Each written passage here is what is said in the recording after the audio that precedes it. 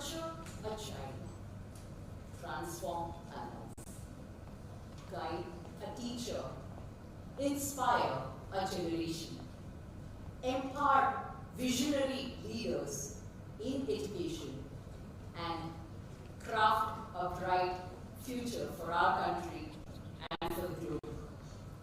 It is precisely with this vision in mind that the Telangana chapter of Super School Leadership Conclave here in T-Hub, Telangana, or rather Hyderabad, Telangana, on the 30th of August 2025, it marks the beginning of a culture of association, of collaboration, of discussion, of sharing, of the school leaders for the generations to come in order to become the most efficient in leading and navigating the schooling in the eras to come.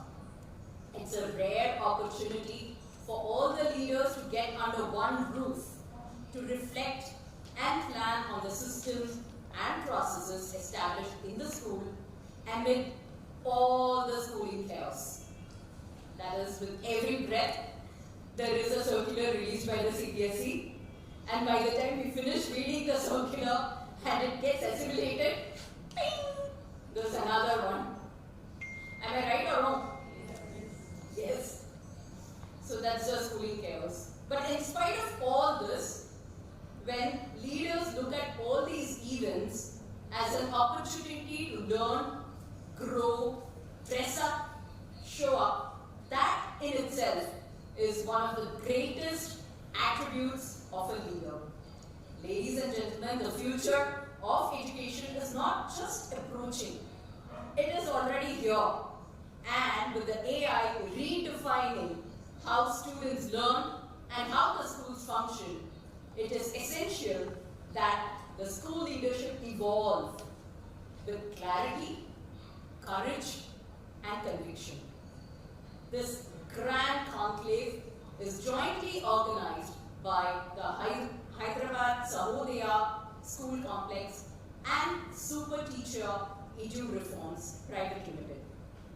A few words about Hyderabad Sahodaya School Complexes. It is a strong collaborative platform of CBSE schools that has been consistently working to strengthen academic leadership, foster best practices, and build a culture of collective progress among schools in the region. SuperTeacher Edu Reforms Private Limited has been at the forefront of empowering school with innovative educational solutions. When I say school, it's not just one school alone, it's the entire body of education. Teacher training, apart from educational solutions, they are also into teacher training, technology-driven reforms that prepare learners for the future. The Super School Leadership Conclave 2025 is designed with a clear mission to empower principals and leaders with a direction on the key priorities of our times, which is not only but also implementing NCF school education, AI-led pedagogy and curriculum innovation, future-ready assessment reforms, foundational literacy and numeracy, building holistic progress cards, and the list goes on and on and on. So I'm not going to read more. This is actually not just an adaptation, it is an evolution. It is a transformation. And throughout the day today, we shall be witnessing a vibrant blend of learning and exchanges.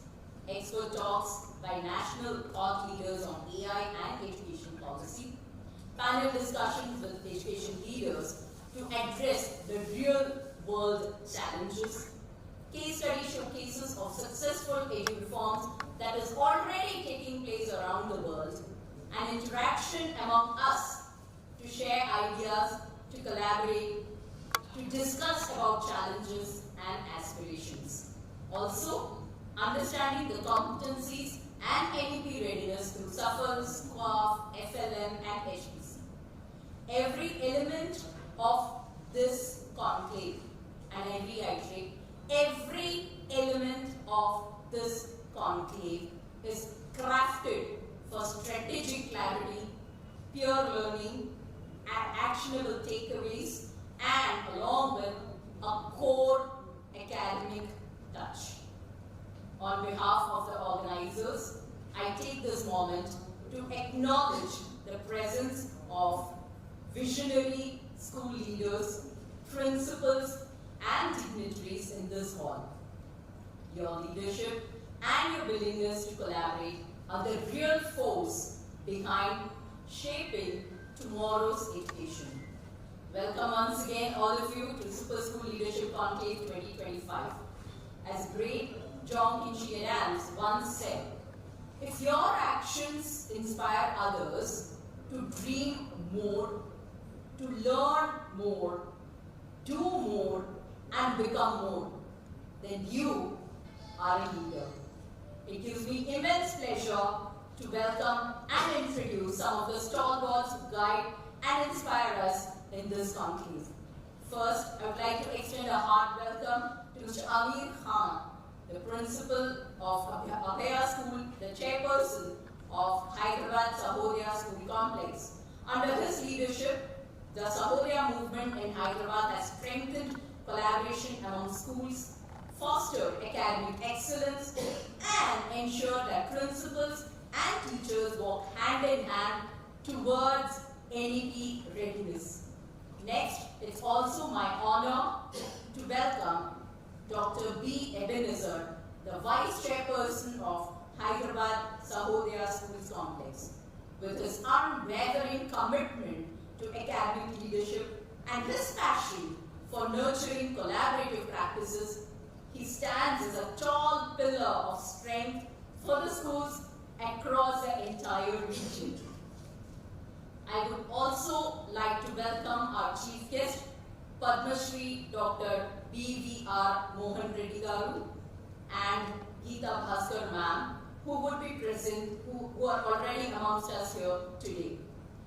I would also like to welcome Mr. Vasudevan Natarajan, the co-founder of SuperTeacher Edu Reforms Private Limited, a visionary entrepreneur and education reformer.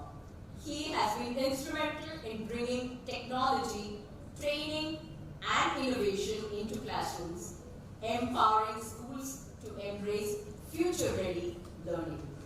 So, ladies and gentlemen, let's put our hands together and warmly welcome all the visionary leaders who are making Super School Leadership Conclave a reality. Now, on this occasion of Super School Leadership Conclave, I invite our distinguished dignitaries, Swati ma'am, Srihari, Sukumar sir, and the most important, Mohan Reddy sir, Geeta ma'am, and Dr. Shankaracharya. Please come forward for lighting the lamp. Please come. I invite you all on stage.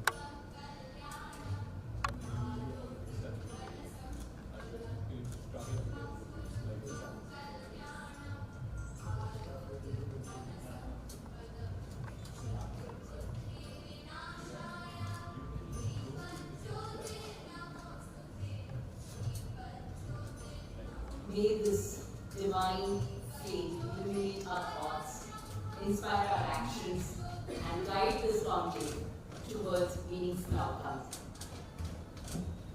I would like to invite Shankaracharya sir to please address the conclave.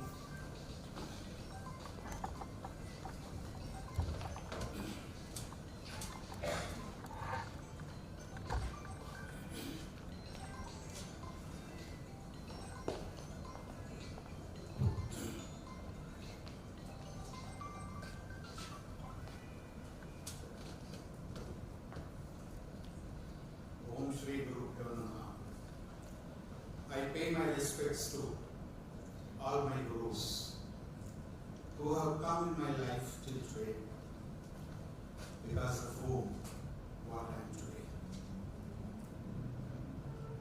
including all the gurus who have assembled here.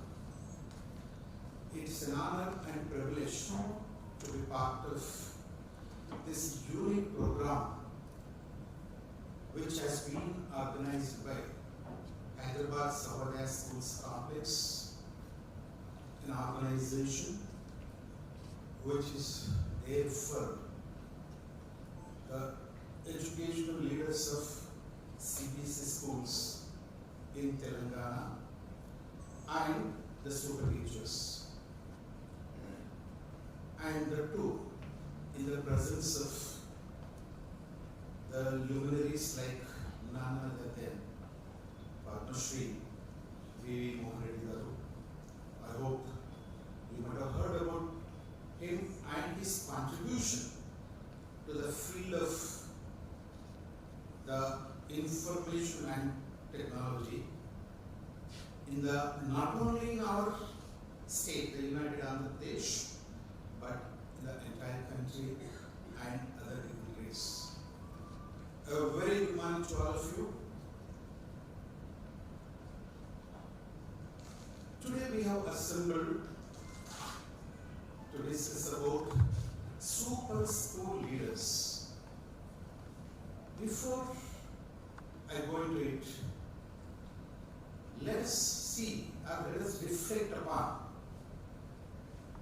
what we are and what we were and what is going to be. We are all the products of 20th century. In fact, the 20th century curriculum.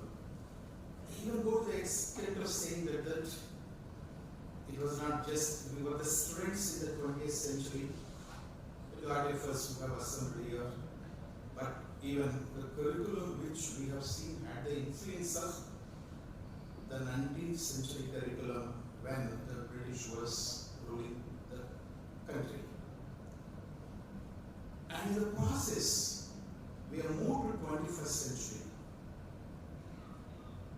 This 21st century, when we are moving, what is there, like we see, from one year to another year, from one century to another century, but it's not just in the timeline. We have moved from one century to another century, but we have passed through a very, very important stage, or rather, the influence of the information communication technology has revolutionized the entire world. The world has become a global village. The knowledge rate at which it is developing is so fast that it may look exaggeration when I say this, that yesterday's information is becoming outdated today, and today's information there is no guarantee that it will be there tomorrow. That is the era at which we are having the responsibility of school leaders. And if we are same as what we were till yesterday and do it today, in a way I say, we will be robbing off the tomorrow of the children. That is the reason why we, when we are having the students who are the 21st century products, who are different altogether. How? The way how they look at the world is different, the way how the world looks at the children is different. During that stage, we are the edu leaders. Rightly, it has been titled here for the today's conclave, the super school leaders. They have added an adjective, super, to define who is a super or what are the qualities of a super, and more particularly when it comes to the school leader. It is very difficult. We cannot define, fix like so and so 5, 6 characteristics like. We have to be. Now, in this fast changing world way, the knowledge explosion is taking place where earlier the knowledge was from the limited sources, now heaps of information. The child is coming with an information already, with his exposure to the social media. And in this context, unless we update ourselves and upskill ourselves, we will not be able to meet with the requirements of the 21st century child. The child who is in the classroom is different. The human psychology is we will be influenced by the retrospective experiences. Whether we want it or not, whether we put any effort into it or not, it will be there in the subconscious state of our mind, our past experiences, and we will be influenced by it. And no more we can take the students for granted. At this juncture, with the natural inhibitions that human beings will have for learning anything new, more particularly the technology, we need to overcome all those things and come out of it and then learn. That's why the edu leader more particularly is more of a co-learner rather than a dictator in the educational institution. Unless we learn along with the real learner, that is the student, we will not be able to really not only understand what is to be given or what is to be provided and how we have to transform ourselves, but we will not be able to give in a required manner, in an effective manner. And the way how we have to be in general, let me explain you, like the edu leader or the school leader has to be. He has to think big, think ahead of time. Think big, think ahead of time. Sometimes people may call it as we are dreaming, but we will be achieving it. Then only we will be able to really not only understand the child, but we will be able to give what the world requires. And we have to be with open-minded. It says that a leader has to lead from the front. It is not just from the front, but from every front, back, side, this side, 360 degrees. We should be able to visualize. We should be able to understand. Then only we will become super school leaders. I know we're all doing wonderful things, adapting ourselves to the changing times, but we have to be always engaged in updating ourselves to adapt. Then only we'll be able to do justice.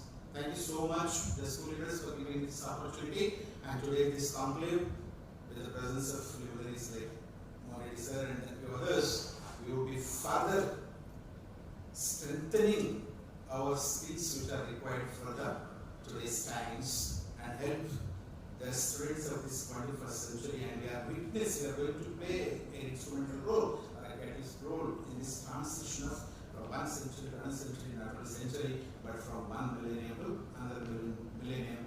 And it is a greatest fortune and opportunity we have been bestowed with. Let us make use of this opportunity. Well, thank you so much for giving this up. Thank you.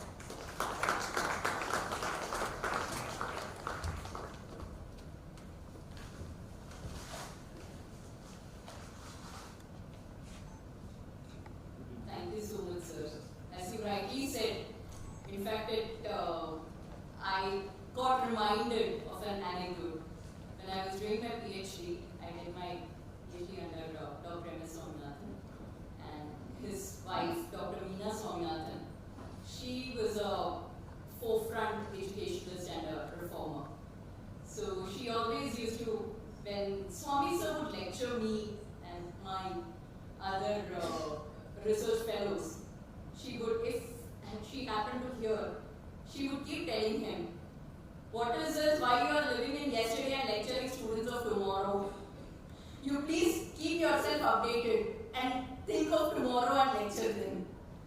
So in fact, when you said, we are the influence of 19th century as 20th century students, this is exactly what I was reminded of.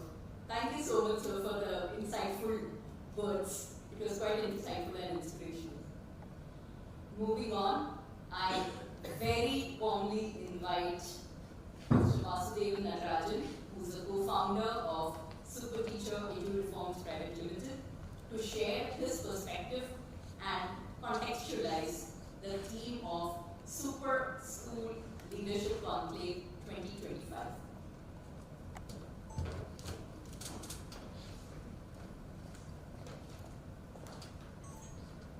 A very good morning to one and all present over here, leaders, respected delegates, dignitaries.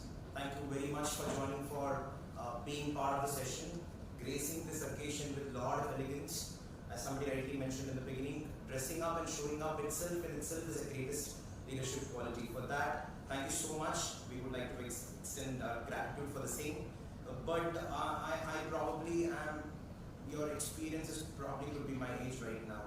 And I'm not really the right person to talk on leadership as such. However, there are a few things that I've witnessed coming from a background of teachers.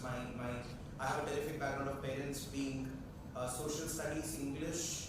My father teaches and my mother teaches science and maths. So, and I've chosen computer science actually. So that's quite an irony over there. So I got into education for that. Thank you so much for that. And I've seen them and school leaders work on various things. So for me, as a child or as a spectator of the schooling, leadership according to us is just to take care of. A principal is there to take care of probably the teachers, the students, the parents, the group employees like the bus drivers, the infantry in charges, multiple caretakers, maids, the doctors in fact some schools, the counselors who have come, the chief guests, and the vendors as well. And yes, the management is the most important. In fact, I really wanted to come up with a simple analogy to just understand the role of a principal, and I found this to be quite interesting and very appropriate. Just correct me if I'm right. So, have you come across this anytime before in your life? This is basically called as a patty. It's something that is stuffed between breads. You know, people call it as burger. So here in this case, when you look into this particular patty is actually called as a principal. So if you can see that, on the top you will have the management, and at the bottom you will have the school to take care of, and somewhere it is sandwiched in between. So that's principal to me, according to me. And the best part is the burger tastes delicious, if the patty is delicious. Where are the parents? School encompasses the parents as well, I believe. But yeah, that's a simple analogy that I could think of. Yeah, thank you so much for that. So today's session, to contextualize it, I would like to quickly talk about 4 areas that we will be addressing today, leaders. It will be very interesting. First is the curriculum, second is pedagogy, third is assessments, and fourth is technology. We'll be revolving around these 4 areas regularly, and the interesting part is we will have great connectivity between National Education Policy 2020 and its relevance and implementation plans in the class. For example, in one of the sessions, with the CBC session, and a principal, I can name Dr. Brij Bhushan from Kolkata, came up with something very interesting. He said that the experience of a teacher plays a key role in the development of a school, and the way a principal looks at that experience gives a different perspective. So he started asking people, like, what is your experience? People started saying, I'm 10 years experienced. Some people said that I'm 5 years experienced. And when continuously people started speaking about it, he came back to the stage and he asked a simple question. The question is, are you experienced 15 years or you experienced 1 year repeated 15 times? Think about it. Are you experienced for 5 years, or you like 1 year experience repeated 5 times? It was a very powerful and a deep statement emphasizing the importance of doing regular course of work, that is as per the KRA of a teacher or a leader, does not really imply experience as such. And it's actually spoken about in army to a large extent. And the best part is, when he said it's 10 years or 1 year repeated 10 times, he focuses on 3 important words. First is upgrade, second is upskill, and third is update. Upgrade, upskill, and update. Well, we are in 2025, so somewhere utilize come into picture, called as utilizing the technology. The second context of today's session is going to be very interesting, and I would like to request you to participate by raising your hands. For the first question, I would request you to please raise your hands. How many of us teach or do whatever we do just because we love that aspect? If I have to put in a better picture, how many of us teach the subject that we teach because we love that subject? So you can raise your hands. You are in a position to raise your hands for sure because of this question. You love it, right? Yeah, you can put on your hands. But for the next question, I would request not to raise your hands. Yeah, so it's very interesting, you can see that. How many of us teach the subject that we teach, not just because we love the subject, but also because we hate all the other subjects? No. Yeah, love and hate is an exaggerated form of words just to express extremes, just to bring some humor. So the function of choice or selection of what we do in our life, forget about academics, even marriage. You chose the groom not right in the beginning. When we had 10 pictures, the first thing that we did was rejecting the ones that were not fitting. It was not a choice of liking, it was a choice of rejection. So this perspective is very important to understand the concept of misconception, and with that, I would like to conclude with one important thing. How many of you know this? Periodic table. We are not computer science, sorry, we are not chemistry teachers just because of this one table. If you are able to relate to that. But the best part is, human beings have arranged this in such a systematic manner. All these elements are present based on the properties. You can see that there are different colors, and each color represents some sort of properties of elements. And let's stick on to the 14th column, 14th column, I'm just taking separately. 14th column emphasizes on carbon, silicon, germanium, tin, lead, and fluorine, which is human created. Why are we teaching periodic table? You just look at this. You will love this. When you talk about the most important organ of our body responsible for thought process, it's actually the brain. Yes. And brain is a function of the key element called as carbon. Yeah. So when carbon is to human intelligence, look at the next element. It is called as silicon. And silicon is to artificial intelligence. So nature has already given us all the elements arranged in a manner. It's just the human beings who have to observe it, figure it out, and you're there. Now the best part is, a teacher who has an ability to understand chemistry and a teacher who has a knack for computer science and technology will be the only combination who can admire this. So competency-based education is about connecting those beautiful dots. And in fact, lead once used in cables and batteries, tin schemes solving electronic circuits, quietly holding devices together right now. Germanium is the first transistor material, a stepping stone to modern computing. Silicon, the foundation of microchips, powering today's artificial intelligence, and of course, carbon is the foundation of human intelligence. So these are the two important contexts: upgrade, upskill, update, and utilize. And second is interconnectedness, interdisciplinary, cross, multidisciplinary approach, along with competency-based education, is going to be something that we're going to deal with today. So with that, I would like to conclude on the context setting, and very importantly, I would like to do something very important. So right now, it's my privilege, it's my honor to welcome our chief guest. Ladies and gentlemen, it's my proud privilege to introduce you the chief guest of the Super School Leadership Conclave 2025. This man is a pioneering technocrat who put India on the global engineering map by founding SCIENT in 1991. I was born that year. Under his visionary leadership, SCIENT grew into $1 billion global engineering powerhouse. He has also played a pivotal role in shaping India's education landscape, serving as chairman of the board of governors at IIT Hyderabad, IIT Roorkee, and several NITs, including Warangal, Jalandhar, Jamshedpur, Surat, and Puducherry. His leadership has been instrumental in implementing several key reforms under the National Education Policy 2020. As the founding director of T-Hub, I'll repeat it, as the founding director of T-Hub, look at the irony, he has come to his home, and I'm inviting him as a guest. And former chairman of NASCOM, he has been at the forefront of building India's innovation ecosystem. His contributions extend beyond industry and education through Science Foundation. He continues to drive large-scale social impact initiatives. Recognized with the Padma Shri, it's an honor, sir. Recognized with the Padma Shri, one of India's highest Indian honors, his memoir, Engineered in India, is a national bestseller that reflects his inspiring entrepreneurial journey. With such an illustrious legacy of innovation, leadership, and nation building, we are deeply honored to have him with us today. Ladies and gentlemen, please join me in welcoming our chief guest for the Super School Leadership Conclave 2021, Dr. V.R. Mohan. Welcome, sir.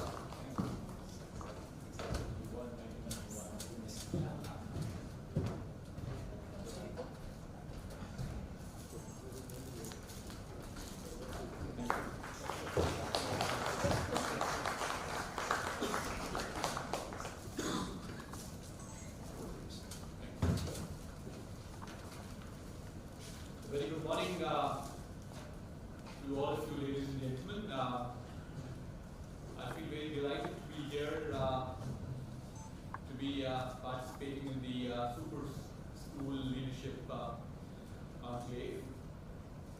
I feel more delighted seeing more women in this room compared to men. I feel honestly that no society, no country, no association, no family could ever progress without equal participation of women. And that's one thing we all keep talking about, and I'll then forcefully talk about it. If we truly believe in Viksit Bharat by 2047, unless the women come in equal numbers as men into the industry, into the society, we will not prosper. Thank you very much for all of you being here this morning. Thank you. Certainly, I choose to speak this morning. As long as you No, that's not okay. I choose to speak on a topic which is very dear to me. And I said I headline the topic as Shaping the Future of Leaders, and the intersection being education, technology, values in terms of building Viksit Bharat. I'm sure all of you are teachers. All of you are probably principals, directors, headmistresses, and so on and so forth. And you have lots of students in your class. And I honestly feel that what you're doing today is just not teaching. What you're doing today is nation building. Because those children that you see in the class today are the people who will participate in building this nation as Viksit Bharat or a developed nation by 2047. So you have an enormous amount of responsibility in you in ensuring that these children are the children who will carry forward this big responsibility of making India a developed nation by 2047. So what are my credentials in speaking to you? I'm a corporate leader. I'm very transparent about it. And I've been a corporate leader for 15 long years. I provided leadership to a number of institutions before I became an entrepreneur about 30 plus years back. I built a technology services company. My first R&D center is right across the street from here. It's a 3.5-acre campus. Leave alone where the other 18,000 people are housed at this point of time. That's the size of the company that I built. But equally important is the last 15 years, I developed this new passion on education. And that's when I decided to take roles in education. The gentleman who introduced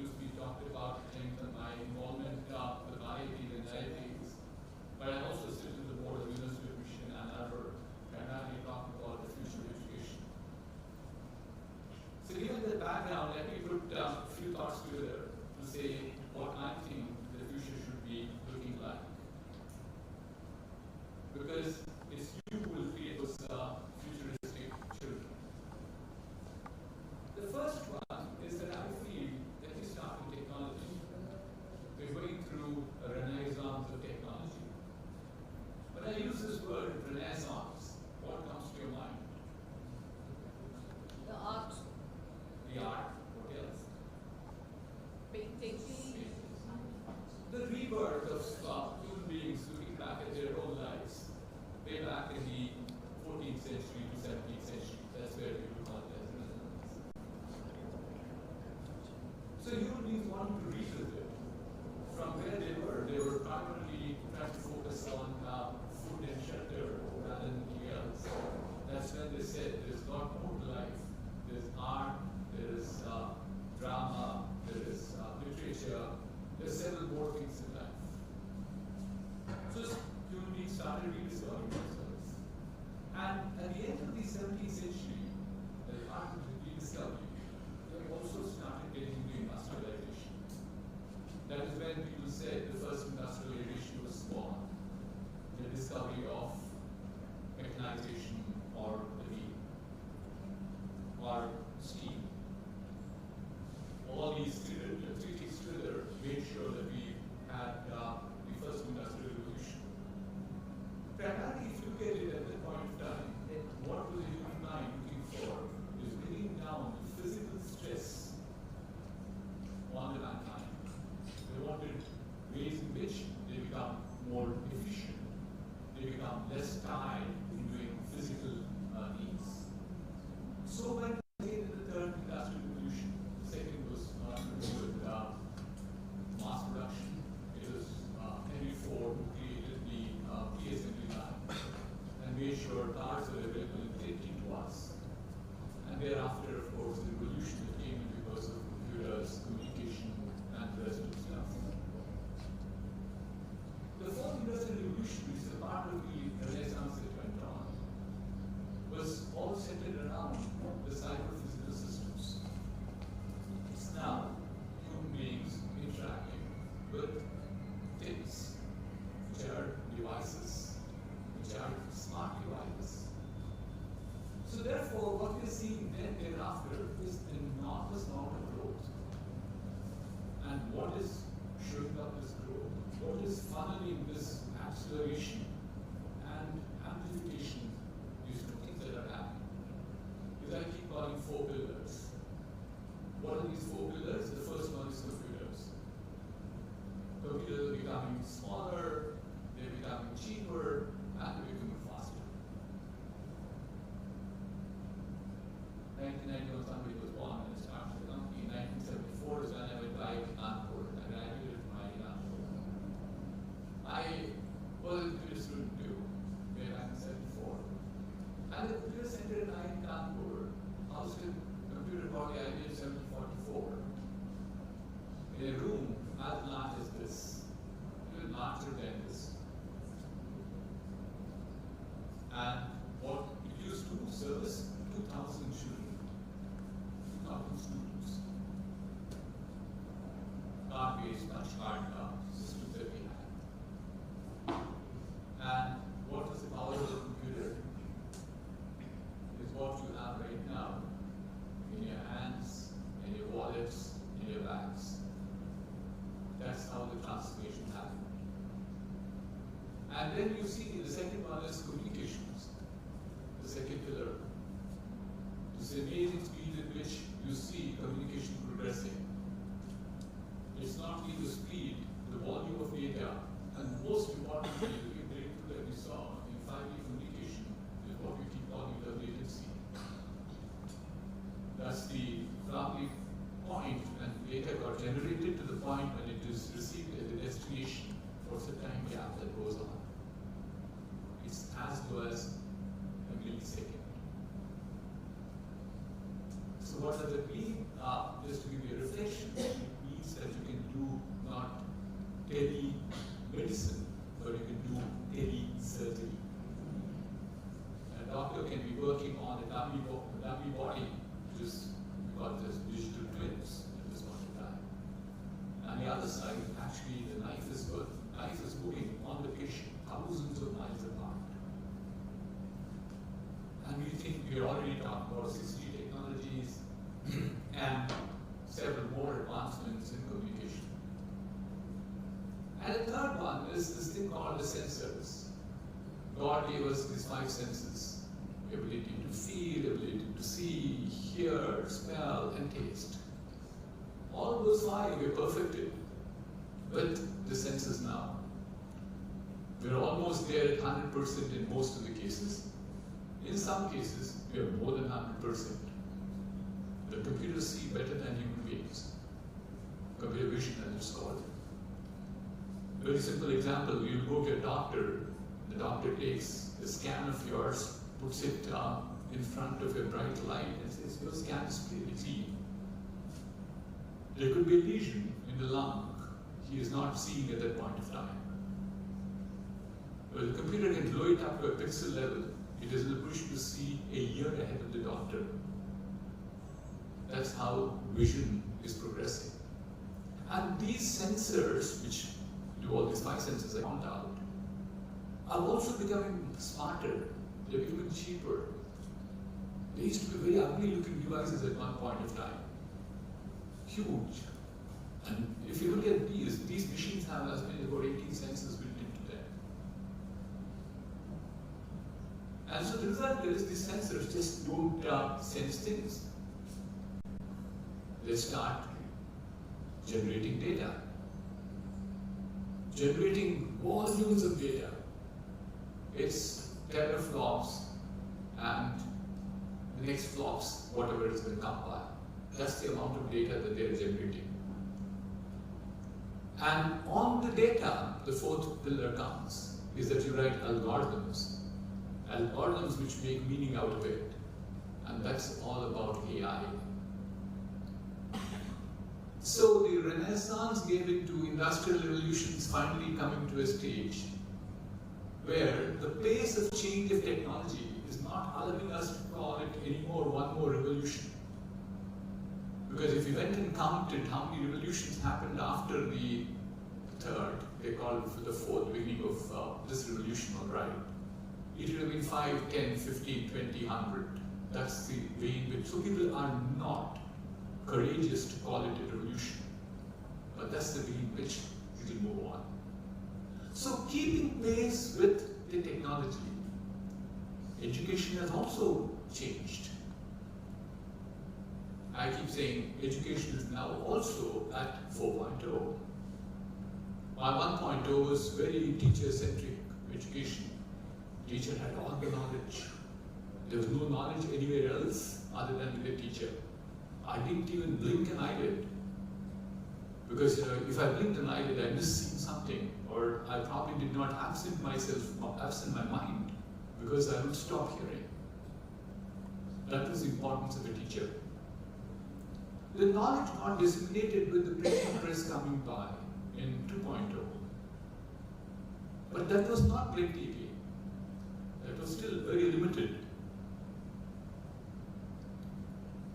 And what we're seeing at this juncture is that a new transformation, all right, but prior to the transformation in Education 2.0, with printing press coming in, books getting published, and dissemination of knowledge extensively, still was limited. Go back to my IIT Kanpur days. I had the intent to learn. I went to the library to borrow a book. I didn't find the book in the rack. I went to the librarian, a young lady who used to be a friend of mine, said, she had a big smile and used to tell me, Mohan, the book is not there for you.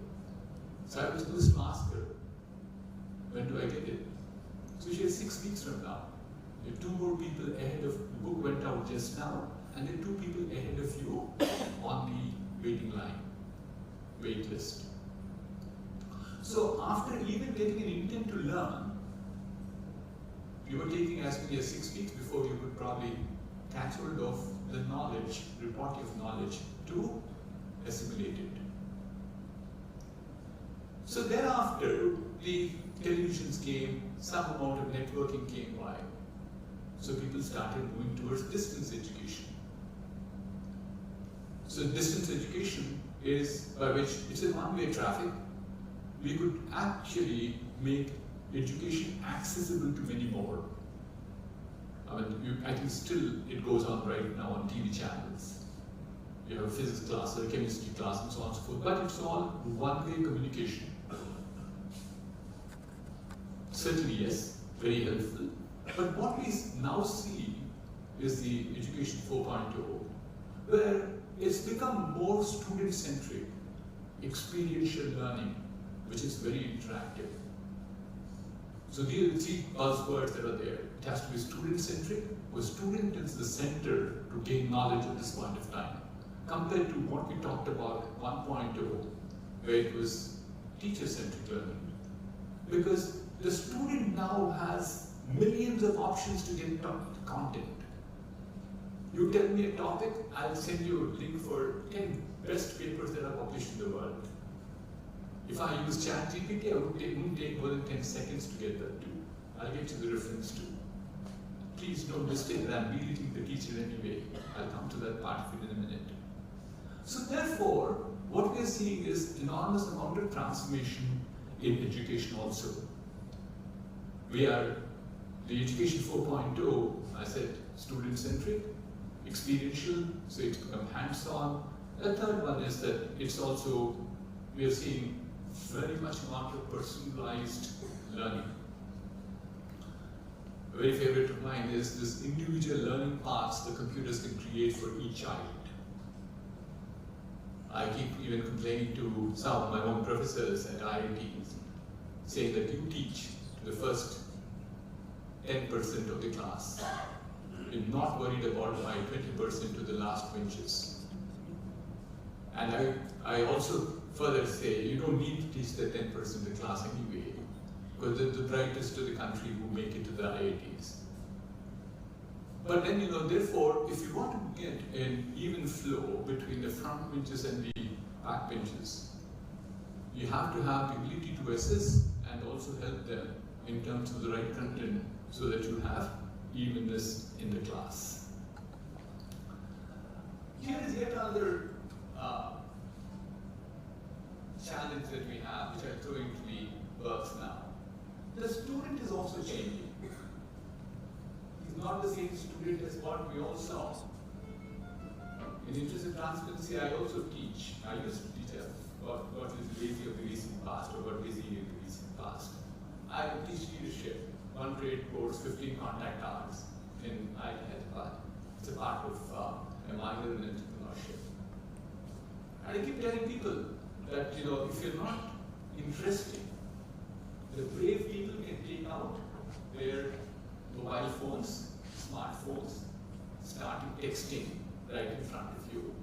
The not so brave will keep it below the desk and still be texting. So you can't find fault with the student. That's the pressure that they have. The reels are going on Instagram. And you have several tweets which are coming in, which is much more interesting than this boring lecture. So therefore, you have now a student who is also different. And the students could be far more different than what they are today. With the new Zen Z is passed to us, the Zen Alpha, and then Zen Beta, which will also emerge fairly soon. So it's an extremely complex world. So the question now is technology driving education or education driving technology? Somebody wants to answer this for me?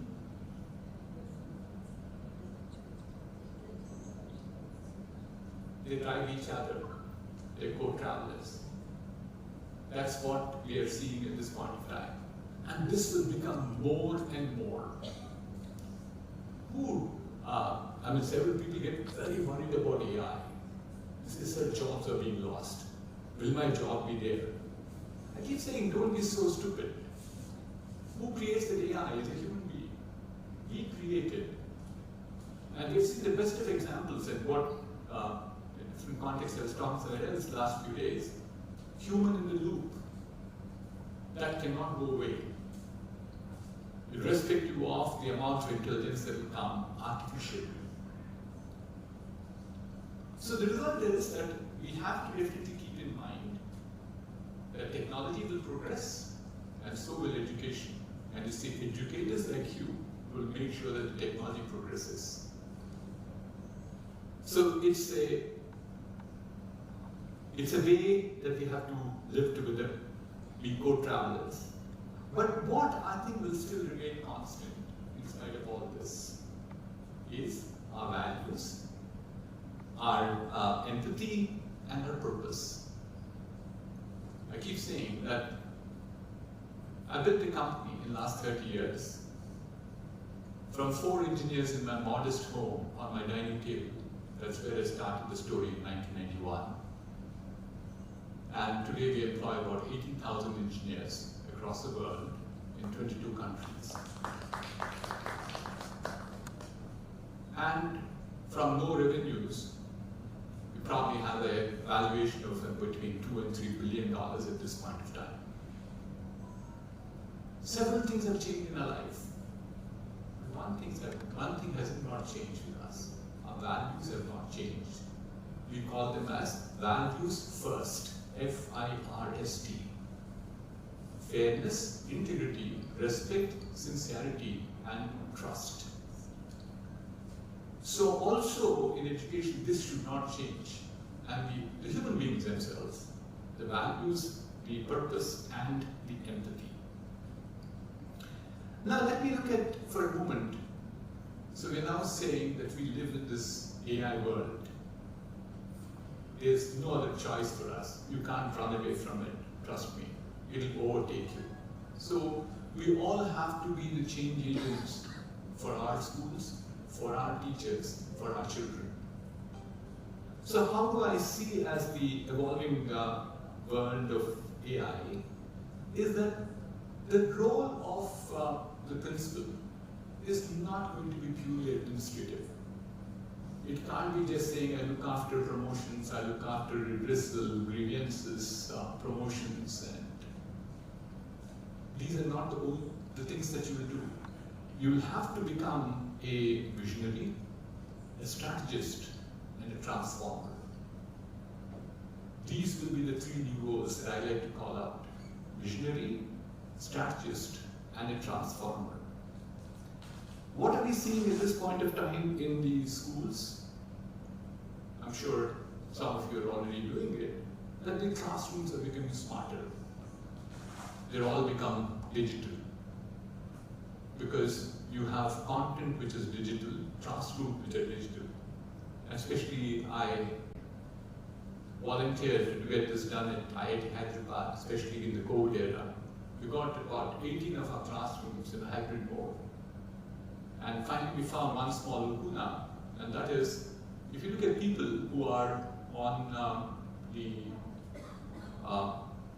or out of the classroom, participating on the network, you'll see them in one screen, all of them in small little postage stamp pictures. But then somebody asking a question in the class, they can't see them, or they can't hear them either. The teacher hears them well, but they don't hear them.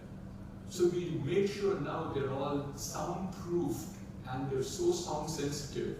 Even if a pin drops from one end, the mics pick up. So therefore, we need to get it in this era, the new era. Classrooms have to become more smarter.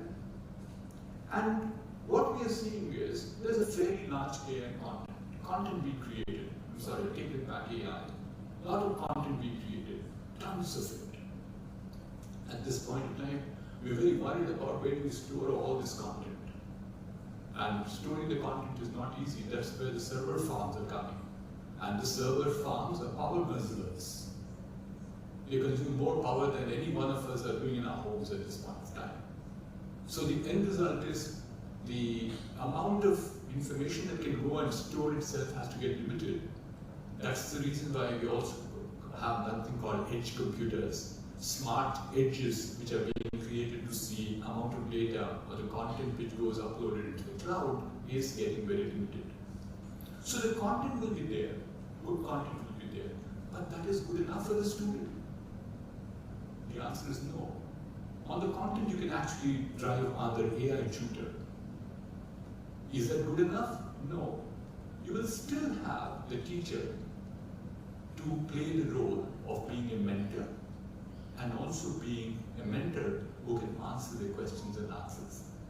I think what I foresee, and we're trying to push this very hard, and it's happening in some of our classes and the IITs. You bring the content which is the best, but content cannot be played for more than 10 minutes. I think I'm sure some of you must be familiar with this.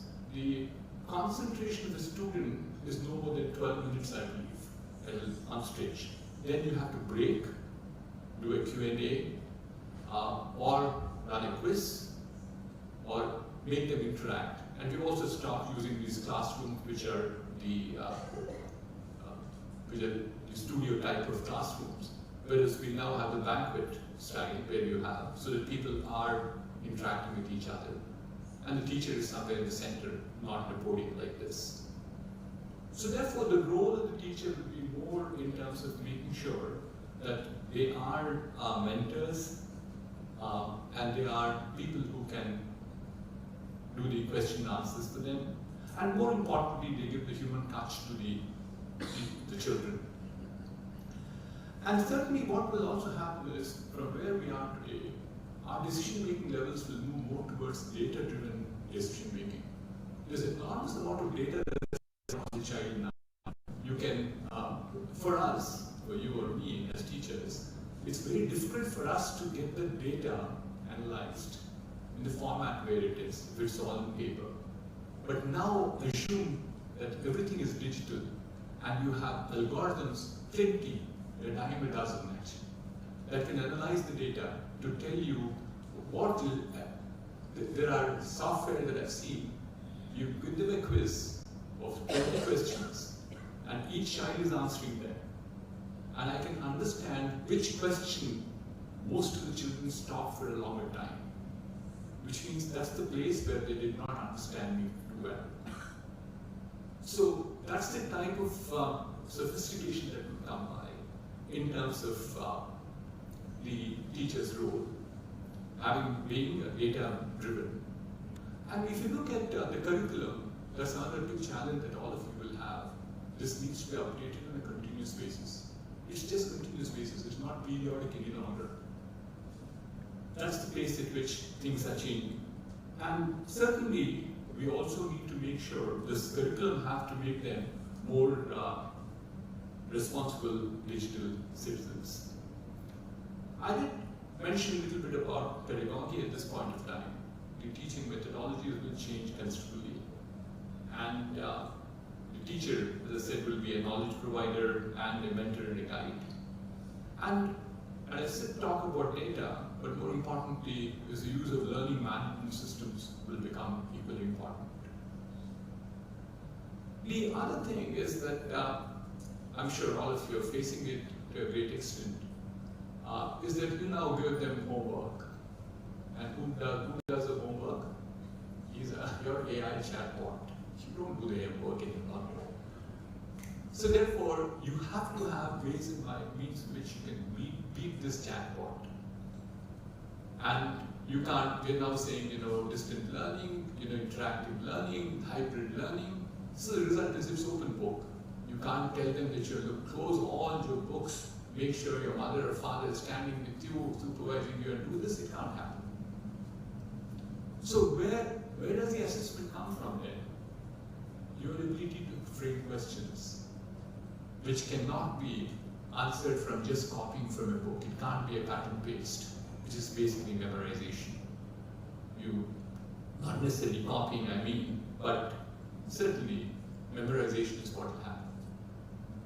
We have to avoid that. So therefore, our ability to ensure that we can bring creativity, application, teamwork, resilience, all of them into our children is something which is very important as we move forward.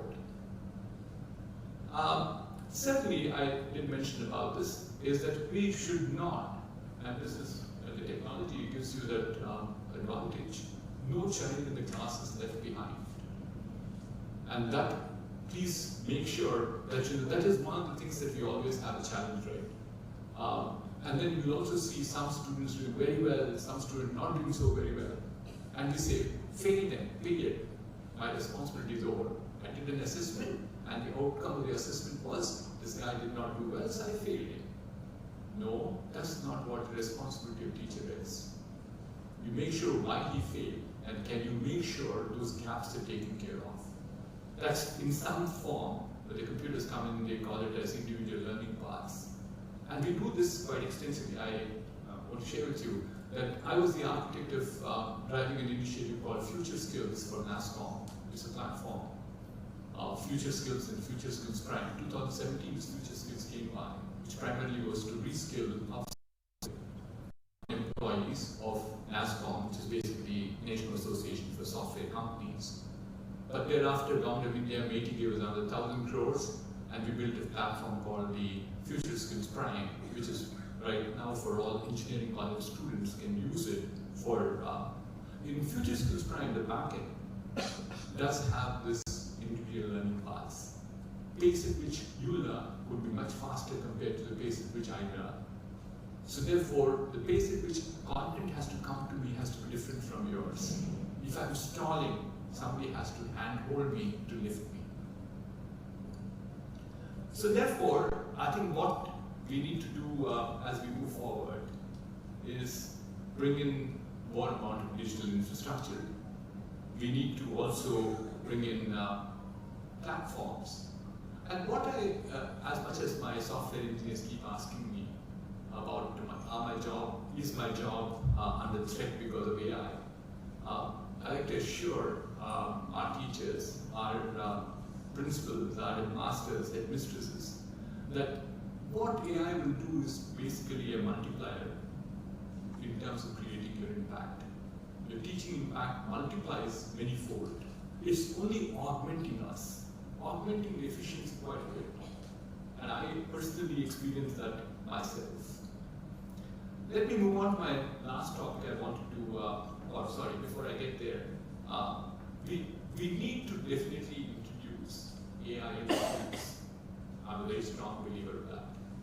We now go and talk to our children in engineering. To me, it's a little too late. So what did I do? I launched a major initiative yesterday in 50 schools in Vizag. This is just in and around Vizag. These are 50 government schools.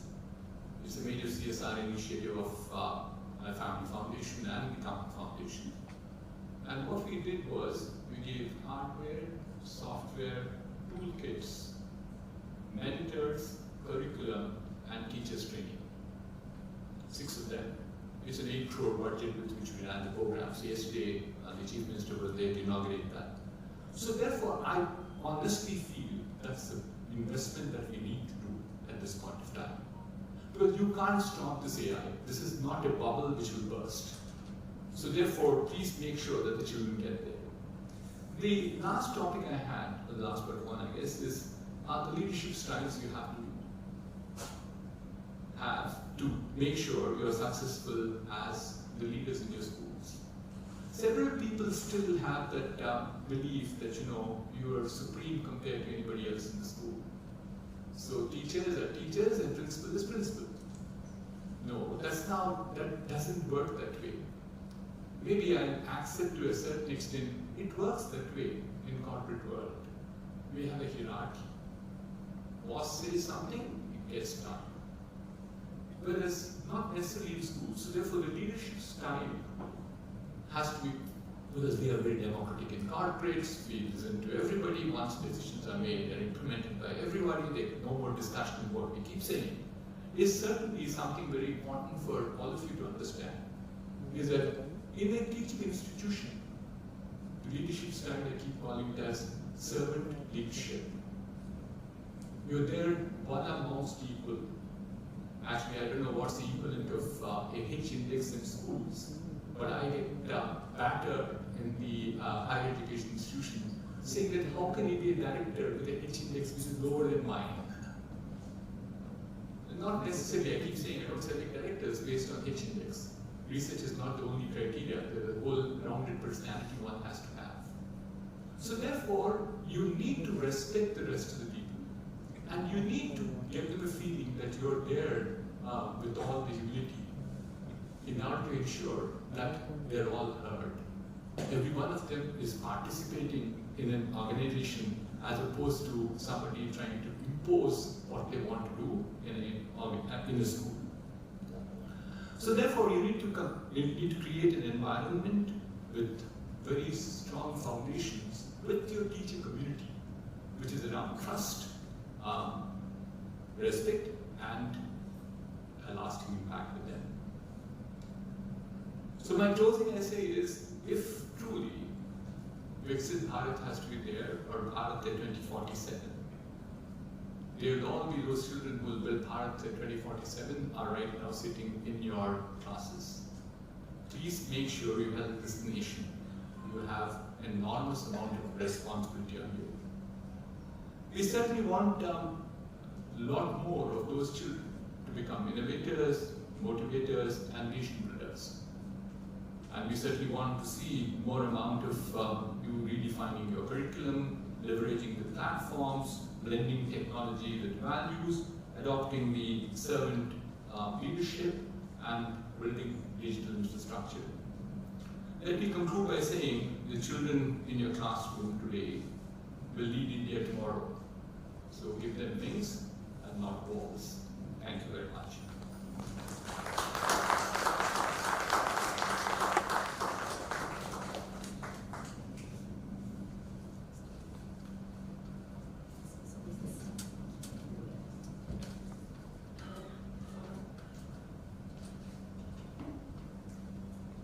I request Shankaracharya sir and Vasudevan sir to please join us on stage.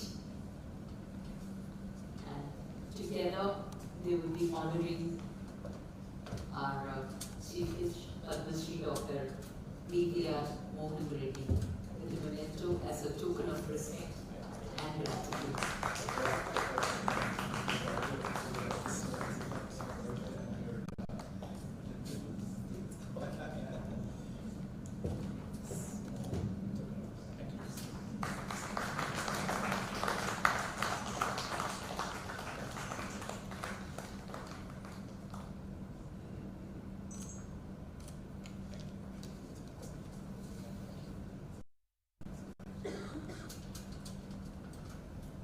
Thank you so much, sir. Thank you, Shankaracharya sir and Vasudevan. I would not call this talk as insightful. I am still hunting for the right kind of word with this. I have about 3 pages full of notes from his pearls, from the pearls of wisdom. Thank you so much, sir, for the pearls of wisdom. You've given me a lot of food for thought and some topics to write with you. Thank you, sir.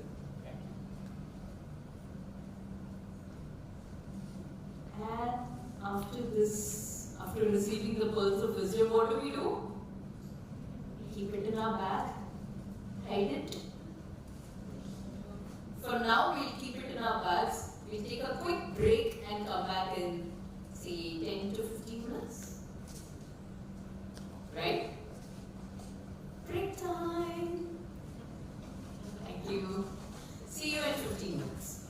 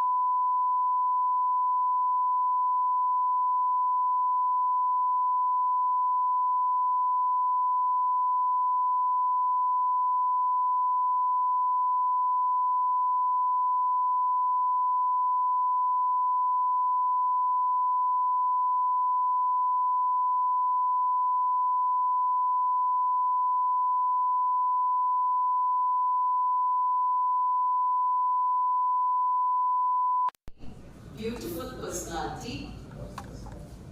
And the one line to describe her would be, her life is a beautiful blend of art, education, creativity, and reinvention. She is a visual artist, a life skill trainer by profession, with a rich experience in medical advertising and textiles. She has more than 3 decades of experience as an art teacher. She has worked across the curricula, nurturing generations of young minds. She is the CEO of InFame, that is India Fine Arts, Media and Education, which is a unique course in integrated visual art for schools by Language and Culture Department of Telangana. And her impactful work has earned her several honors, and one of those honors which I would like to name is the SHE Award for Innovation in Art Education. She's also a panelist with Creative Economy Tourism of Andhra Pradesh government, and also a jury member of the Be Vocal Summit on Societal Responsibility. And yet another inspiring chapter took place in her life when she switched, or rather, when acting happened to her. She did not switch to acting. Right now, during my interaction with her, she told me, acting just happened to me at the age of 58. Since then, she has established her on-screen presence, whether it be movies, advertisements, web series, and the list goes on. She's also a poet and has written various books. 2 of her books are based on her personal experiences in upbringing and cooking. Now, I'm not going to describe her anymore because the list goes on, like Hanuman stated, it will keep on going and going and going. But the list goes on, and she's a very illustrious person, none other than Geeta Bhaskar ma'am. Ma'am, I invite you on stage to please speak a few words. That's it. Ma'am, it's your side, it's your choice.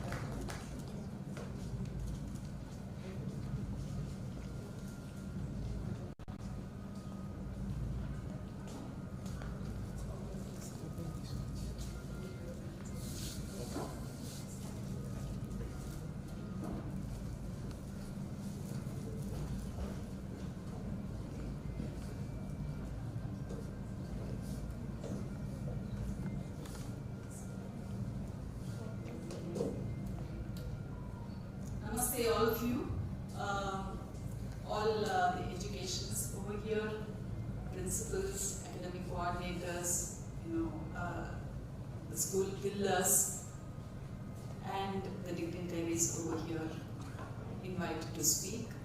And of course, thank you, the organizers and the T-Hub, the staff around who's run around to conduct this. Thank you so much for giving me this podium to explain on art. Art is my forte. I'm a visual artist. I've done advertising, and family had it so that I became a teacher. I love teaching. I enjoyed teaching. I explored teaching in various curriculum, and I was always inquisitive about why art was not taught differently in the schools. And I tried to explain, but nobody listened to me. And then came the chance to act in the movies at the age of 58. So I was young on the screens. And I had the chance to meet people. They recognized me, fortunately, and I was able to take I was able to talk on the subject I was always worried about in the school. So let me just go through this. I know I have to give time to the other speakers also, so I'll be running through the program about what art can do and how you can also implement AI with art, but still foundation is very, very important. So I will just run through it with examples of a few works of the students taken from the schools. So I started this program in FAME with 3 schools in the beginning, 3 years back, and this is the 3rd year running, and we have 35 schools now, and they implemented the program. And you can also just go through. I have a lot to learn from the children, lot to learn from their expressions, but very few ones I put up over here, being time constrained.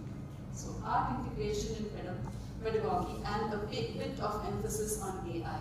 Brief history of AI's role in creative fields. Early rule-based systems, like early predefined rules and that could generate simple artworks and patterns with it. But now machine learning advancement is happening, and learning allowed AI to create more complex and original artworks autonomously.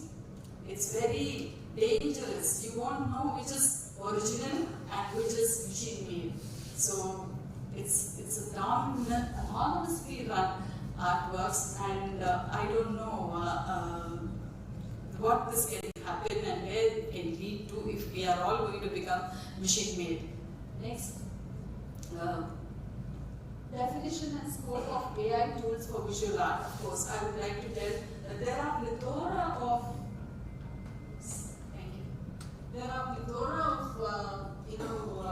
applications that can be used for artists and for creations to make a presentation also. AI tools help artists create visual content through smart software. Am I audible, please? Yes. As a teacher, we're all loud, I know that. AI tools help artists create visual content through smart software and algorithms. AI can autonomously generate images from text descriptions or input data. You tell something and you get the image. You ask something and you get the image rather. AI tools can apply artistic styles from one image to another, enhancing creativity. It can also apply, a simple drawing can be made a little more attractive, little more colorful, little more, different with different layers of colors. It can be done with AI tools. Workflow augmentation. AI enhances artistic workflows by assisting in editing and augmenting visual content. It can really make the artwork look super and amazing. Okay? That is how you all want, isn't it? You all want the children's works to be very nice for the wall, for your exhibitions, to be a wow, isn't it? Yes? And I'll take you through the journey. Wait. AI-powered illustration and painting tools. We have a lot, there is a lot of painting tools available where you can use brush strokes, different strokes, improve the artwork layout and balance. And style application. These tools apply artistic styles automatically, allowing artists to experiment with different aesthetics easily. And then brush stroke generation. AI generates realistic brush strokes, enhancing detailing while reducing manual painting effort. I used to do a lot of miniatures, sit for hours together with one hair brush. But now AI will be doing a lot. So that is different, and this is machine made. Next, AI tools for photo editing. Photo editing also, this is very common. I think you all can do it. If you want to remove an object, it's so easy to remove. If you don't want the background, you want to blur the background, you have wonderful tools. So automatically reduces noise in photos, improving image clarity and quality without manual effort. Color correction can also be done. Object removal capability can also be done. automating repetitive creative tasks, background generation automation. AI can automatically generate backgrounds, saving artists time on repetitive design elements. Yes, one design can be made into 1,000 designs by changing the backgrounds. Color adjustments automation. Color adjustments can be efficiently handled by AI, enhancing visual consistency without manual effort. Without manual effort. So we are not needed at all. So let us be careful. Otherwise, that's what Sir was also telling, teaching. I mean, they don't require us. Students don't require us at all if we are not, interesting to them. If we are not updated also. Pattern creation automation. AI enables automatic pattern creation, allowing artists to focus on creative innovations. Assisting traditional artists and designers, providing inspiration. AI tools generate creative ideas that inspire traditional artists and designers during their creative process. Refining concepts. AI helps artists refine and improve initial concepts through advanced analysis and suggestions. Accelerating creativity. By automating routine tasks, AI accelerates the creative process, letting artists focus on complex decisions. Creating unique digital artworks and styles. AI and human creativity fusion. AI combines with human creativity to produce innovative and unique digital works. This is what I also want. Expanding digital art boundaries. Machine-generated elements push the limits of traditional digital art styles and techniques. 3D painting. This is amazing. This is so amazing if you can just look into it. You can, with one image, you can create a 3D image. It is so beautiful. It does, you can just look at it. Like one drawing that you do can be made into a 3D drawing. So they have robots that can create also. So AI enhances creativity and exploration. Students and teachers can use AI-powered tools to explore new artistic styles, compositions and techniques that might otherwise be difficult or time-consuming. Yes, if you want a painting of Ravi Verma, you'll have to sit for months together to make one. And AI also enables virtual museums, analyze artworks from various perspectives, explore various art forms and art of different states and countries, etc., etc. Most importantly, investigate on artists and their works that has led to many inventions and aids technology till today. This is very, very important. I think you have to, you can play videos on how there are, what is happening around in the city. When you can't take the children to a museum, at least you can capture some pictures, videos, and show them the paintings, and then talking about the artists. Very, very important. We do have a lot. They have taken a lot from the artists. Teachers can use AI to help design lesson plans and create engaging learning material, improving the efficiency of their work. So lesson plans can be made very easily for you. AI does support personalized guidance and can offer immediate feedback on student work. It can definitely give you a feedback about each individual student. Yet, new methods of assessing AI-generated artwork are needed as traditional grading may not be applicable. As Sir said, assessment should also be changed. You cannot judge whether the work is original or it is AI generated. Assessment pattern should be changed. Creative intelligence is the human ability to generate novel ideas and solutions through personal experience, emotion, and intuition, whereas artificial intelligence is a set of technologies that perform tasks by processing vast amounts of data, in identifying patterns and automating processes. While AI excels at data analysis and efficiency, it lacks the deep contextual understanding, subjective experience, and true originality of human creative intelligence. Definitely, isn't it? AI doesn't have that touch at all, human touch at all. most promising future lies in, coming to the topic, the most promising future lies in a collaboration between humans and AI, where AI acts as a powerful tool to enhance and expand human creativity rather than replace it. Underline, other than replace it. So schools should play a very important role in bringing about the human creativity right from the nursery children. Our teachers need to talk about and give information on the works of artists like Leonardo da Vinci. We all remember Mona Lisa. But do you remember the flight of birds that he had done? The n number of drawings that he did on flight, on aviation, on the Vitruvian Man, the balance of human, in a square or a circle. No, our teachers talk about this. So our teachers should show a little and talk a little about what he has done, what he's given to the society. And today, AI has Da Vinci image generator AI. So AI also has taken inputs from Da Vinci.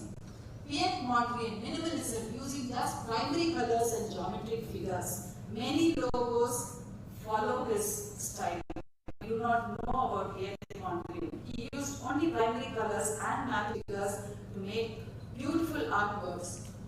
Picasso did a lot of colorful drawings. The girl before mirror is really colorful, but then at one stage he also went on to pink period, yellow period and blue period, again using only a single color. And his technique, facial rebirth with Picasso's technique, because after the natural drawing he did, he went off to distort the face into eyes here, nose there and all that, and that is being used here for facial rebirth. And Salvador Dali's process of memory, he dealt a lot with time. The melting clock. The melting clock was a very, very well-known theme of his. And his concept on melting time inspired digital and mechanical designs in clocks and watches that we use today. Rabindranath Tagore included words and lines as expressive visual art. So art, when you say you draw an apple, you draw a tree, you draw scenery, go out and draw a still life. When you arrange, suppose they arrange a still life over here and then make the children sit and draw that. So first, fear instills inside the child. Will I be able to do that? Well, will I be able to do the same? Will I be able to repeat the same? That is how we make them practice. But if I place those bottles and say, now come on, design your own bottles, then you will get beautiful answers. You will get beautiful various designs from each child. And writing also. The English teacher will want them to write poetries and stories. You have a syllabus, so you can't otherwise write a poetry or a story.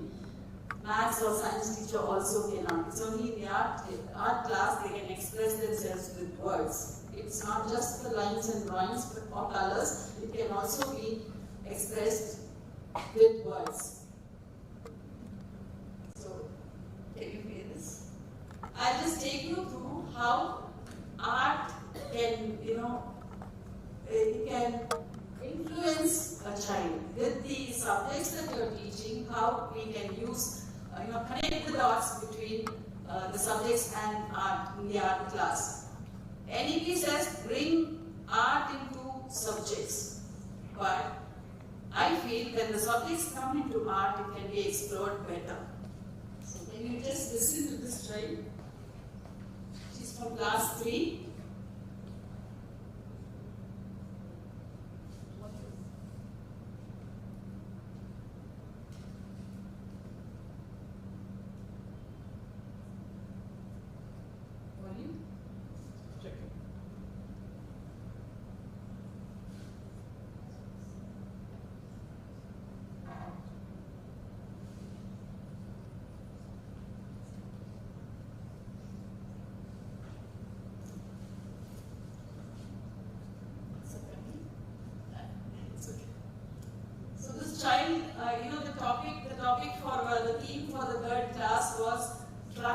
you have traffic in your lessons, isn't it? There is traffic in the lessons. So taking traffic into the art class, it's so boring to see those traffic lights, black with that red, orange and green. Now why don't you change it? Why don't you design your own traffic light signal over there? Why don't you design a dustbin that you find on the platforms? Why don't you design something, your school bus or anything that you feel can be changed on the roads? So they come up with different designs, So this child tried to make a traffic signal, and she had added something where, when you press the button, she said, when you press the button, it stops the vehicle that is crossing the line when the traffic signal says red. And she uses a dustbin and then puts a flower over there so that it doesn't smell bad. And even there, a traffic signal, another button, when you press, it allows the blind people to cross the road. See how much the child thinks. The child thinking, goes haywire. You will see in many more drawings like that. And she had designed the school bus with a bird feeder on top. So AI will not give you this. Wow. Designed with a bird feeder on top. Even I was surprised to see this. So why allow that, the top to go free? Let us do something for the birds. So when you press a button, a bird feeder comes in and birds come and feed on the grains that you put in. So it's like that. And then knowing the routes from your home to school is very important. Traffic, you don't deal that in the traffic lesson, but in the art class, individually, they should write the roads that they travel from home to school. They should know the landmarks and the roads, the name of the roads that they travel from home to school. That's definitely something essential, I felt.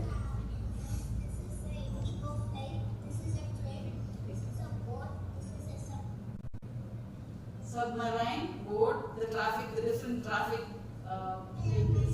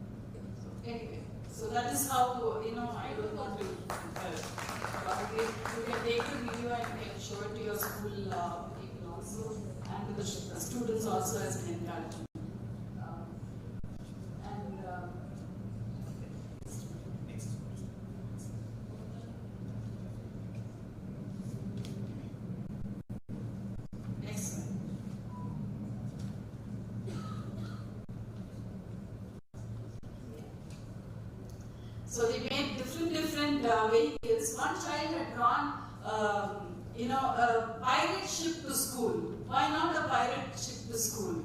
So,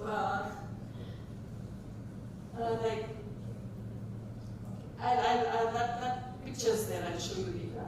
So, here it is. It begins from the beginning to meditate with art. I think you should implement this for the children. Beginning to meditate with art. The Fibonacci rule, the golden rule. Instead of when you tell them to scribble, they'll start scribbling very spiky. Like so, the child's mind is very, very agitated, and they are really they are hyper. So how to control them, control their mind, control their activity? Probably if they can scribble in circles, that control comes in. So if you, instead of telling them, never say this to the children, don't do this, don't do that, they will do that. So you just tell them, why don't you scribble in circles, like the clouds, like the waves, and beautifully, instead of going through the original method of teaching in art. Usually they tell them, we have to teach them the techniques of art. So nobody is now looking into all those techniques. Techniques can be learned anywhere. So the cross hatches and the way of shading and all that is totally outdated, I would say. If they want to become artists and if they want to get into the stream of art, then there are so many areas where they can learn all that and practice all that. But in the school, where where all the other subjects are dealing with the laws, dealing with the facts, let at least the art class give them a space to express what they feel like, what they want to. So that is how they start scribbling. And then here, relativity. Relativity is also a subject with you all, isn't it? Relativity is there. Pairing words. Okay, pairing words. Instead of giving them, the class teacher where the subject is there, the class teacher will give a few words and tell them to pair and tell them to match the following and all that. Okay, fine. But in the art class, let the art teacher explore like this. Pen, pencil, that is the usual thing that they do. Let the art teacher ask the child to pair anything they want. Different things. Give them a few clues and they will come up with different answers. You can see this slide here. Here, the child has one thing I wanted to tell, mom and teacher. So the child, nobody will want to pair a mother with someone else, isn't it? So but the there wants to look at the teacher as a mom. I know, a lot of children there, but then still, they want that warmth from the teacher. And here, toilet paper and potty seat cover, potty seat. So nobody will think that as a pairing word, is it? Yes? Will you draw your attention to that? See the observations, the learnings that comes through art. Okay, toilet paper and potty seat. Of course, we don't ask them to correct the spellings because again, fear of expressions will start. Again, parts of the plant. You have parts of the plant, isn't it, in the classes? Don't you have it? It is a part of your subject, part of the plant. Okay. So there, the teacher will ask you to write, what's the case, what's the pedagogy, stem and the leaves and everything. That is the rule of nature, everything. Okay, the rule of your curriculum. But then in the art class, you can say, you are a beautiful flower. What are your good qualities? And what are the qualities that you don't like about yourself? Or, never say bad qualities, or the qualities that others don't like in you. Wonderfully they did. Wonderfully. Just imagine, bury those, the qualities that you don't like about yourself. Like, in future they will know what are their weaknesses and what are their strengths. So that is very, very common. So here, I help, here you can't see this of course, I help, I respect, I'm kind, I share, and that's my name. And I'm greedy. I want to vary this. I'm greedy. I don't know if the child understands the word greedy. Greedy, sad, selfish, angry. how nice to express yourself, what is within you, isn't it? Being so open about what you don't like about yourself. You know, that itself is a step to correct themselves and become a beautiful flower. Here the traffic signal again. Some of them had done party bus to school. Why those yellow buses? Of course, the traffic ruler, the traffic police will not allow them to have colorful buses. But then in the art class we can have. So party bus to school, and then again see this dancing signal. How sweet. And a pirate ship to the school. And there the child has drawn a skull over there on top, and then a small bird over there at the tip for peace. Landmarks and roads that I travel, understanding my vicinity. So here this child wanted to put up malls and all the burger points and the ice cream shops and everything. Going here with maths and art, kaleidoscope, using all the symbols of all geometry shapes that they do in maths and bringing them first, drawing all on a paper, and then the next class bringing them together as a design, as a kaleidoscope. That is using Vietnamese style with only primary colors, and then next the secondary colors, then the tertiary colors and whatnot. First, initially I would prefer primary colors because it allows them to just use minimal colors. Instead of saying do not waste water, water is also a topic in your class. Instead of saying do not waste water or water is clichés, they are all outdated clichés. So just asking them what is a water drop to you? So how beautifully they had done. One child, I just put up two, there are many. One child had written, oxygen was alone, it was traveling on the road, met hydrogen, another hydrogen and became water. And there that child had written, oxygen was walking on the road, fell into a puddle, hydrogen came and helped, another hydrogen came and helped, and they became pure water. And then next is this child, imagine, you are polluting me so much that I will not even be a tear, a crocodile tear, a tear in your eyes when you want to shed a crocodile tear when you fail in your exams. So tear is also water, isn't it? So I won't exist, the world won't. If I don't exist, the world won't. Can they dance the rain, forgetting all the sorrows and everything? So very, very expressive this was. Next is on time again. Time is also there with you all. Of course, the art teacher can talk a little about Dali, Salvador Dali, about his melting clocks. And then the art teacher can also talk about, what is time to you? What is 24 hours to you? How do you write a timetable of your 24 hours? Or who are your time stealers? That is important. Who are your time stealers? That is enough for them to understand what is time. Who are your time stealers? So they came up with so many things. Of course, if I ask you, you will show me your phones, you will show me the, how technology takes away your time. But then the mirror also takes away our time, isn't it? We don't realize that. So here they had given a lot of expressions on how getting conscious of my time, who, what, and why I give away my time. So time is very precious. Time is life. So why do you want to give it away to anyone? Expressing joy in simple ways. Food and nutrition. Here again, the line goes with perspective.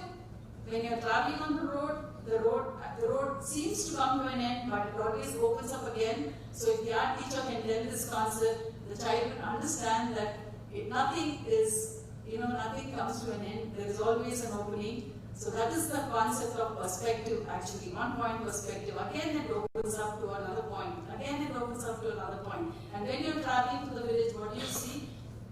Fields. So what is the crop that you like? What is the food that you like? Just express yourself. So one child had drawn, when I went to a school with this program, the teacher said, see ma'am, this child has given a wonderful drawing, a pencil sketch. beautifully done on a field concept with the village concept with the fields and all. So, but this child had just drawn his wheat strand with with the brown color, the single color, and did not want to use any other color. So this child had written, wheat crops are my favorite. Forget the spellings, please. As I like chapatis which are made from wheat, I even like it so much, so tasty. So I think Ashwa is the future that we are looking for, isn't it? And of course, with these creative minds, they can do wonders using AI. They can implement more and more pictures, or they can bring out more emotions through the help of AI. That is what first thing. This is the foundation, isn't it? We have to create this foundation first before they get into the technology. Yeah, healthy food. So please don't say junk food. If somebody had to serve you samosas, you'll all be happy, isn't it? Yes, we only talk about the stomach. We are only concerned about the stomach. We are not concerned about the mind. The mind also needs something to relax. So don't say the word junk food, please. Who doesn't eat pani puri? Who doesn't eat ice creams? Come on. So don't say junk food. Junk food, please call it happy food. Happy food and healthy food. Of course, you can't have happy food all the time. You need healthy food also to have a healthy body. So here they started making low class cartoons with low class and with jalebis and all that. Relationship. Sir was talking about emotional, intelligence also. So relationship, family. Family is very important. Family is also a subject in the schools, of course. Family is a wonderful emotion to each child. So what is family to you? Who are they? How would represent each one in the family? So they came up with wonderful and about the next door auntie or the uncle who annoys you at any function or any get together. So they came up with wonderful expressions. Here I just put up this thing. Father is the temple, mother is the god, and brother is the pujari, I am the prasadam. So emotions. They want to bring out humor also. They want to really, express themselves in different ways. Which other class can they express themselves like this other than the art class? Even in the music class and the dance class, they are all, performing arts, where they have to listen to the teacher. They can't go by their own shruti or their own thal. So only in the art class you can get different expressions, individual expressions, where you can pick out individualism from them, where they will use technology and become really individually potential. Ice cream of family expressions. Here, solar system of family expression. So bringing the geography class. My father and my uncle, Mercury, hottest, very angry. Comets, newspaper man, comes and goes. Uranus, coldest, milkman. Saturn, my sister who has many rings. Mars, pretty useless. So Mars, people are talking to Mars. Yes, and cousins, they are far from us, but yet they are there for us.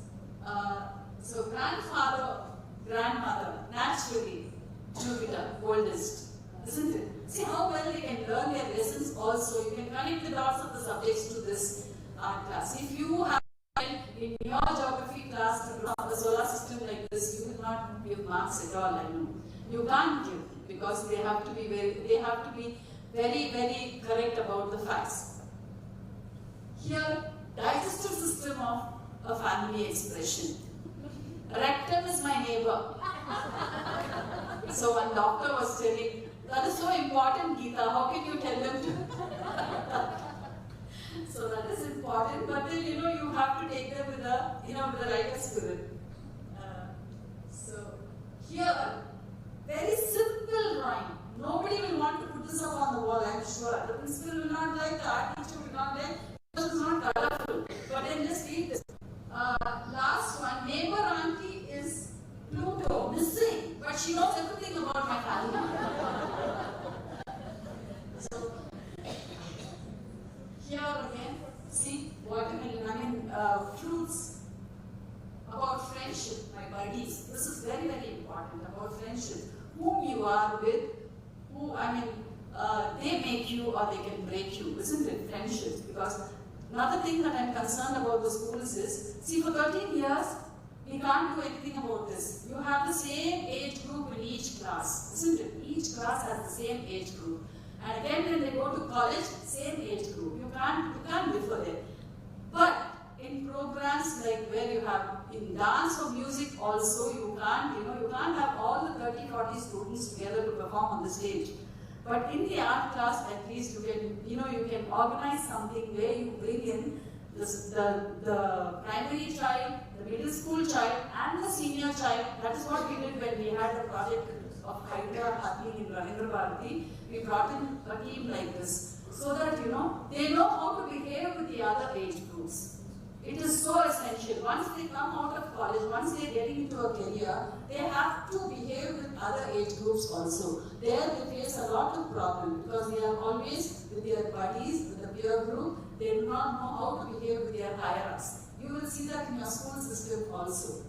So my name comes first, her name comes second. I am the senior, you are the junior. So this, I think, these emotions can be a little, understood to the child without telling them so, by conducting some competitions or conducting some events where, you allow them to form a team from all the 3 sections of the school so that, they know how to interact with each other. You will also stop, at least to some extent, we can stop bullying in colleges.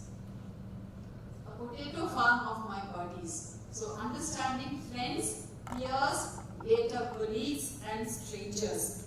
How far do you draw the line? Where do you draw the line and how far do you go with each other? Idli sambar chutney. Okay, there is no idli without sambar or chutney. So that is the group of friends it seems. Okay, here I wanted this because here the child had written there, enemy is our true friend. What a wonderful line, isn't it?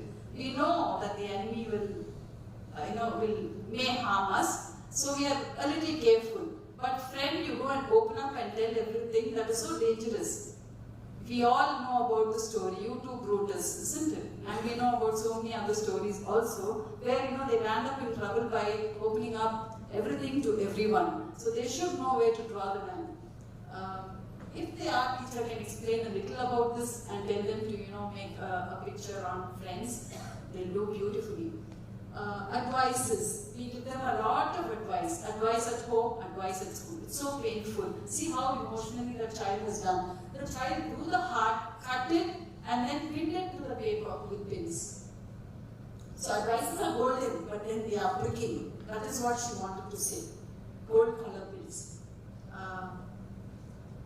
And raising a voice on the social issues also. They should know what is happening around. You only have it announced in the assembly. It will only go through, above the head. It will not go through the head. If you can just, whatever is happening around, if you can just talk to the art teachers and tell them to do something on what is happening around, anything can happen, isn't it? Now, of course, we are having a lot of floods and everything. And we had a problem with cable connectors and all that. So where will our AI go if internet is disconnected? Just imagine. So these are the toxic conditions that may come with advancement of technology. We have to look into that also. So here, creating a voice to be heard, social responsibilities, drawing connection to artist William Hogarth. William Hogarth was very, very upset about what was happening in his country, about the lower middle class. They were drinking and they were wasting their time. They were behaving very badly. So he wanted to help the government to do something. So he, in his own way, he created artworks and took prints, litho prints and metal prints, and he distributed throughout could bring about a little change in them. Art is very powerful. Here, raising a voice, remove reservations. So I don't know when this will happen. We still have the categorization. And already it has also come into education as CBSE, SSL, IB. Isn't it? We are differentiating them like anything, and then we want a very good future. So IB, if you have money, it's IB or Cambridge. Otherwise, it's just SSLC or state syllabus or CBSE, ICSE. So why do we? That is what the children said. Why do you differentiate us like this? Why don't we have a common? Of course, it's very difficult, I know, but then still, I think we can work on that. Isn't it? They are all beautiful curriculums. I've taught IB for 12 years, wonderful journey. But then we can implement so many things in our own syllabuses also. Voicing a little known. Voicing a little known. One child, typically did this on light pollution. I want to design the moon, but I'm not able to. Admire the moon because of light pollution. Nobody thought of it, isn't it? We use light. We hardly see the stars on the moon. Of course, with high-rise buildings and with so much of light around, we don't even sell the beauty of the moon or the stars. So that is why the child, she just brought in this answer. Light pollution on light. We unnecessarily use a lot of light. Yes? Here, again on suicide. Again, this is on emotions. So the child brought up on suicide. So different. If you have to voice something, what would it be? In the art class, they brought about so many issues in writing and in doodling and sketching and painting. AI can provide emotional support but lacks human empathy. It can give you a lot of information. It can give you a lot of support, but then it does lack empathy, which should be brought about in the art classes. This is a theme. I plead with you as school heads. Using AI-generated content and submitting it as your course is dangerous. So in the art class, if they are doing something, or in the English class, if they are writing something, they are writing a summary, please tell them to write about the references, where they took ideas from, who gave them tips.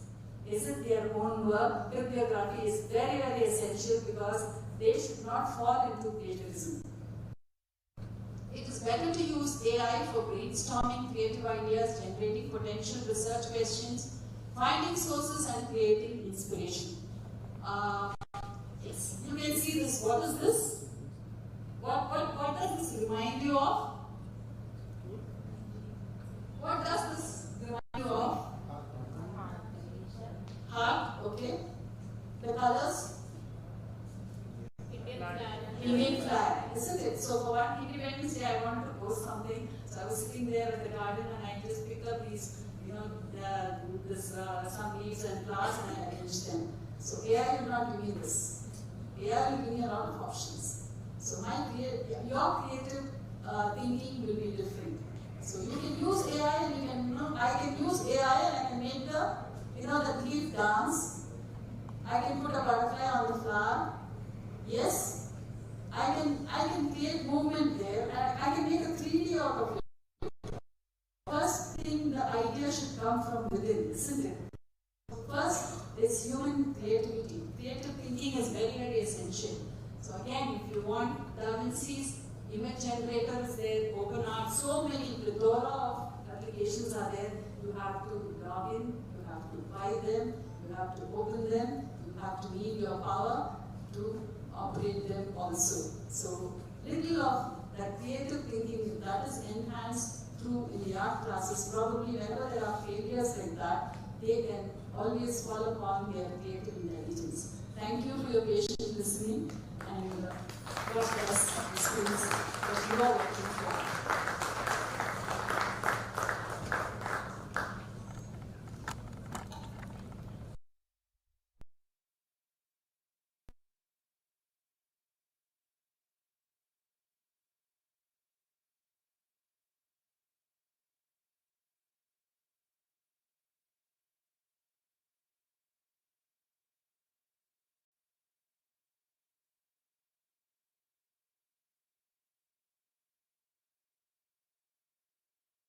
food there. Free food. Thank you so much, ma'am. And I request Amir Khan sir to please come on.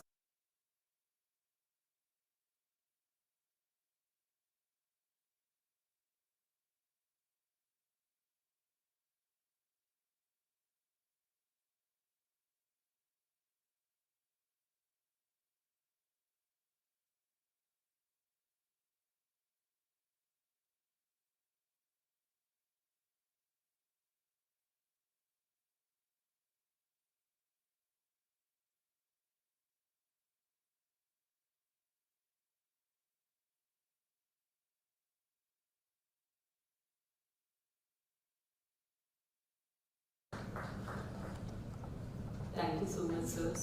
Thank you, ma'am. I request Vasudevan to please come on stage.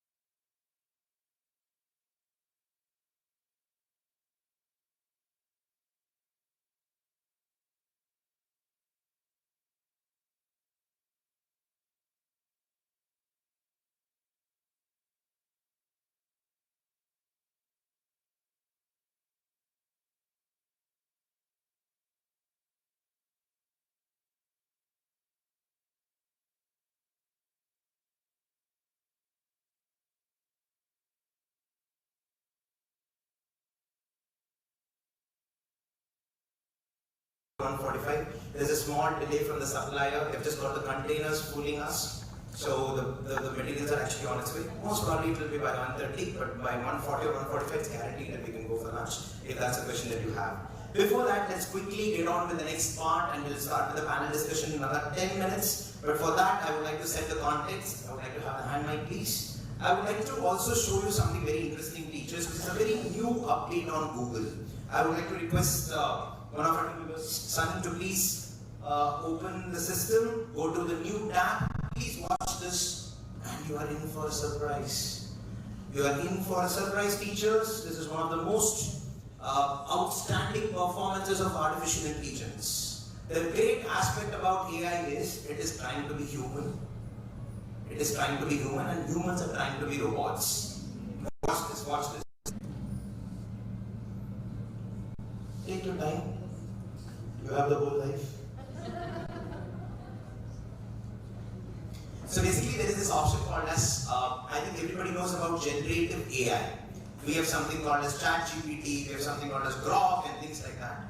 Google in its first edition and form is launched with something called as video generators through VIDS and VO platforms. I think you know that. I would like to request you to please go to the 9 dots on the top right corner, Sunny. Yes. And come scroll down a little bit. Scroll down a little bit. You'll be able to see something called as VIDS. Alt tab, press Alt tab. You're not there in the right profile. Again, escape. No. Alt tab, escape. Just go out of the presentation. New tab. Great. The 9 dots. Great. Scroll down, you will be able to see bits VIDS. Yeah, you saw that right on the top. Colorblind. Yeah, click on that. So the moment you click on this is going to be a competition to Canva. And it's so beautiful that the best part about this is, please close this. No, yeah, from there. And on the right, you're able to see this option called as VEO. Click on that. Now this particular part is very interesting. I would like to request you to please type this prompt and let's see what happens. Type this prompt, Sunny. I hope you're good with typing. The typing is generate a cinematic video. Generate a cinematic video. Relax and type. It's okay. Cinematic video of participants attending a conclave.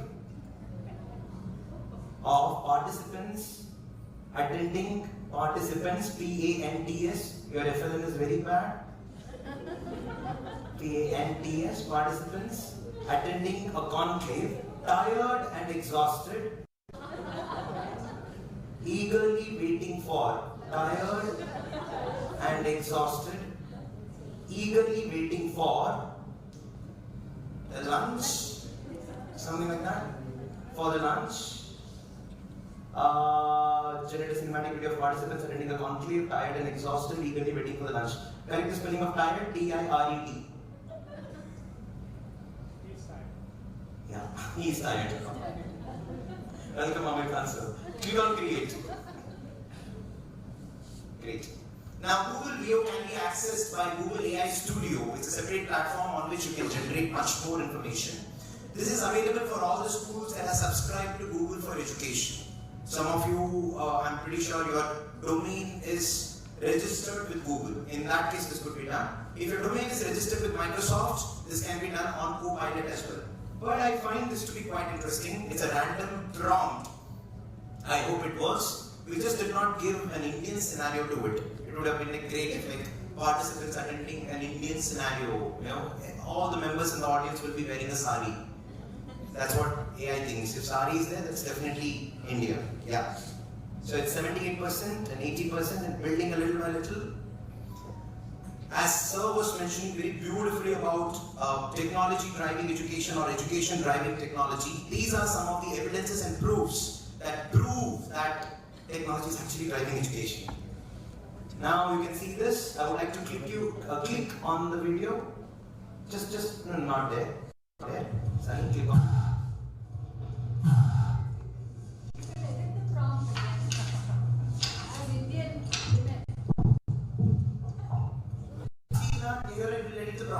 They're exhausted and they're getting up and he's happy that it's lunchtime.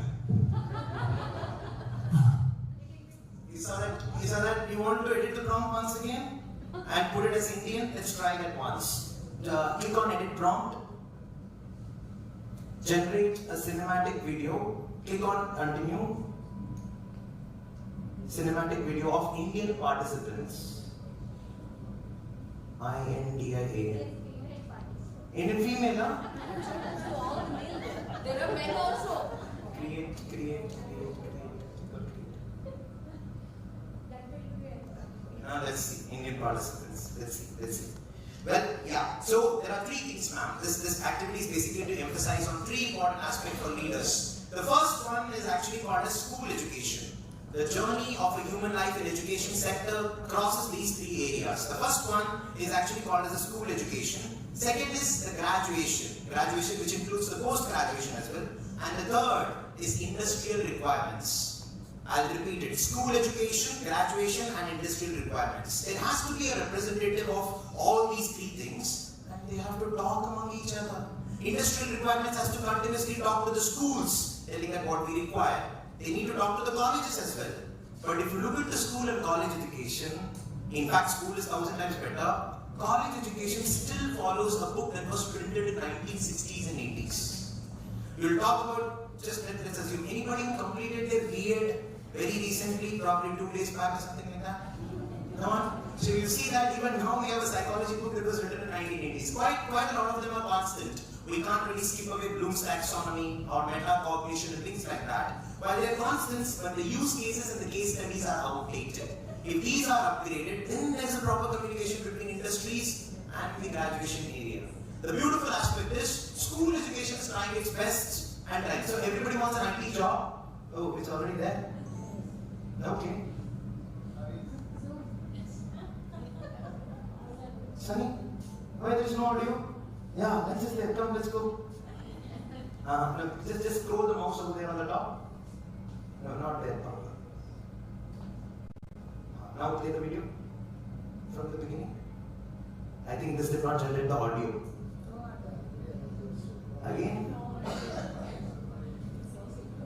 Exhausted, tired, Indian women in saris, getting up, it's lunchtime, let's go. Something like that. Now the beautiful part is, these people who we are looking at, they don't exist. But they're so realistic. Someone must say, she looks like my sister. This face is not looking good, probably she must be like my mother-in-law. I'm not sure about it, something like that. So that's about artificial intelligence. I'll show you one more beautiful thing. It's a very simple thing. Sunny, please go to a new tab. And I hope you know where it is. Yeah, just type this person does not exist.com. Just type this person does not. Just enter. Click on the first link. So whoever you're looking at right now, ma'am, they don't actually exist in reality. It's getting generated. Yeah. Again refresh the page, and you can download for free. That's the latest part. So suppose if you're creating an article or writing a book and you want pictures, I think this could be a fantastic place. Yeah? Anyway, that's enough. You can minimize and you can go back to the first page, and let's quickly set the context for the panel discussion. I would like to request you to go back. No distractions on the screen right now. Yeah. I would like to quickly come down to the stage to make it a little more interactive and, a little humble. So we are going to set the context for the panel discussion, and for that we are going to have 4 areas of adversarial teachers. Now we are going to get into the core academic part of leadership, and it's going to get really interesting. Now once we are getting into core academic part, there are 3 things that actually attribute to learning process. I'll repeat it. There are 3 aspects to learning. Without these 3 things, learning can never be completed. Can somebody tell me what are these 3 things? Are you very close to the third word? Is it passion is very close to the third word? The most important, like passion, very good. Anything else, ma'am? Come on, try to answer. Enthusiasm is very good, but not right word. It's very close to the third word. Creativity is part of all the 3, but not the right word. Purpose. You're very close to the third word again, but not the right word. Objectives. Learning objectives is common to all the 3. You're a little away from the 3 words, but you can get there. Come on, both. Accessibility is a feature of all the 3. I will come back. So basically there are 3 attributes to learning. Without these 3 things, learning can never ever be complete. You said enthusiasm, you're very close to the third word. You said passion, you're very close to the third word. There are 2 more words in the beginning. Can somebody tell me what are these 3 words? Delegation is close. You said that, somebody said that. Knowledge. Acquisition of knowledge. The first aspect of learning constitutes to acquisition of knowledge. With knowledge comes the next aspect. What is it called as? Okay, I've got the knowledge. Understanding is part of knowledge. What to do with this knowledge? Implementation. You're very close to the second word, but not the right word. Application is very close to the second word, but not the right word. Exactly. The second word is called as skills. The first is knowledge. The second is actually called as skills. CBSE circular will never be complete without these 2 words.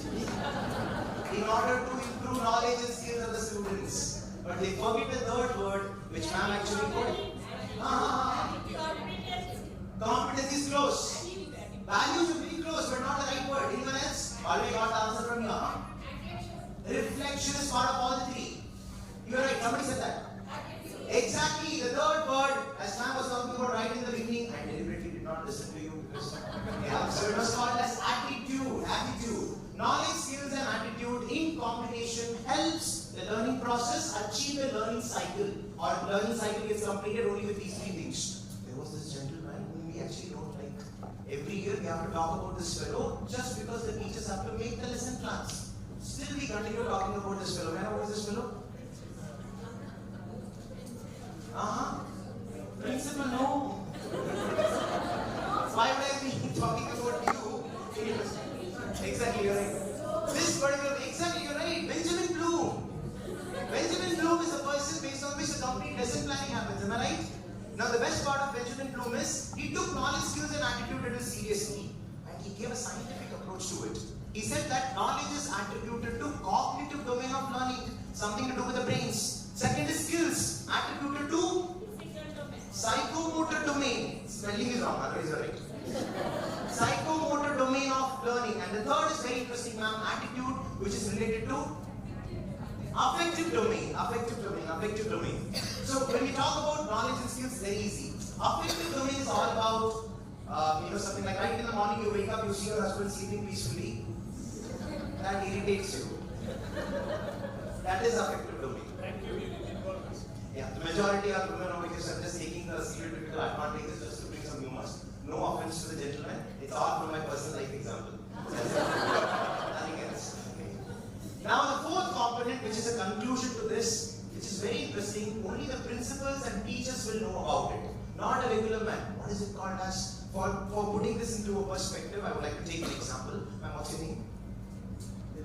Let's assume Divya ma'am had a class today and she did an amazing job.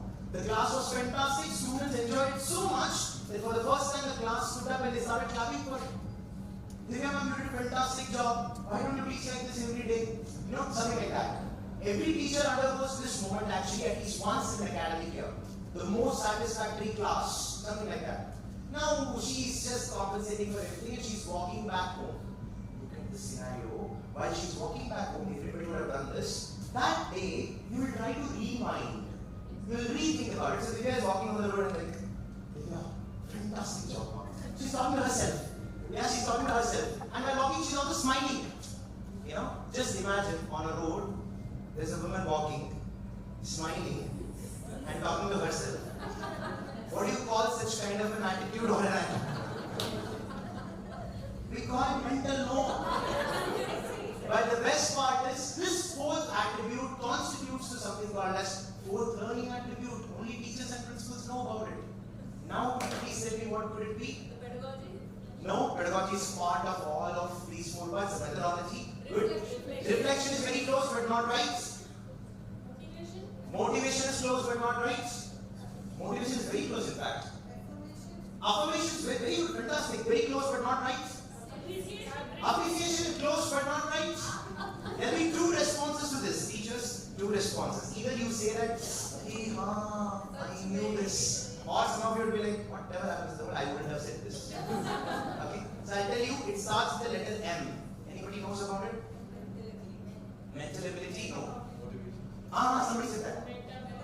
You're right, ma'am. It's called as metacognition. Metacognition is the ability of a person to self-reflect, to talk to themselves on what happened in the past. I'll tell you something beautiful, ma'am. I'll tell you something beautiful. The ability of a person to use the knowledge, skills, and attitude at metacognition level is called as competency. What is competency? I'll give you an example and it will be quite apt. And I'm going to bring some controversial statements. The teacher whom you like the most in your school will be hated by the students. Think about it. I'm just exaggerating it. Or the students who love a teacher, you will hate them. I'm just kidding. Okay, for example, let's assume I am one of the teachers. Okay, I just completed my B.Ed and I've come to the school and talking about some class A mathematics class. And when I speak about it, I give examples of Free Fire. Do you all know what is Free Fire? Yes. It's an addictive game. Or Roblox. I think you all know about Roblox. We continue talking on all these things. The children get excited with the trending examples. These examples make the children think that this gentleman was come. He's one of the greatest teachers alive on earth. Some cool teacher or something like that. But the other teacher, let's assume it's around 25-30 years experience. The students, they don't like those classes. But when a principal is going and judging a person, they will know, you will know, hey, this person came yesterday on data. Knowledge and skills might not be that much. But the attitude is really good. That is the reason children are looking. But when the principal is looking at the other teacher, knowledge and skill is really high. Maybe they don't really have the attitude right now. So the way you look at a person is a function of knowledge, skills, and attitude, and that is why it is called as competency of one person to another person, and that is why it changes. You have got two subject teachers of teaching same subject, still one is prioritized, the other one is not. Why? Because of the functions of knowledge, skills, and attitude. So when we talk about competency-based education as per national education policy, they mean to say that it's important for the leaders to give importance to all three dimensions of knowledge, skills, and attitude. With this, I would like to invite the panel to quickly come onto the stage. We'll have a super strong discussion on the few aspects of curriculum, pedagogy, assessment and technology, and right after that we'll go for lunch. I hope by the time it gets ready. For that, I would like to first of all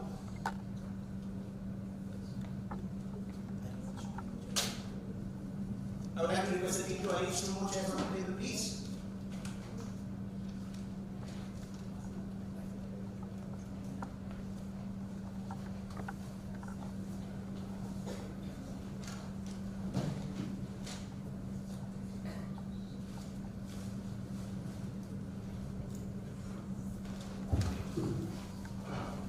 You're going to like this for sure.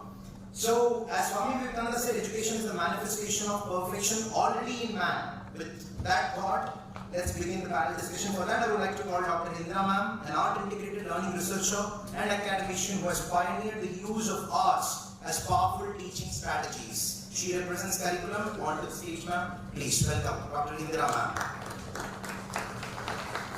Then we have Ms. Ashoka Meera ma'am, founder and Chief Executive Officer of Noble Palm Skills School, a leader in coaching, consulting and instructional design. We warmly welcome you, Ashoka ma'am. Thank you.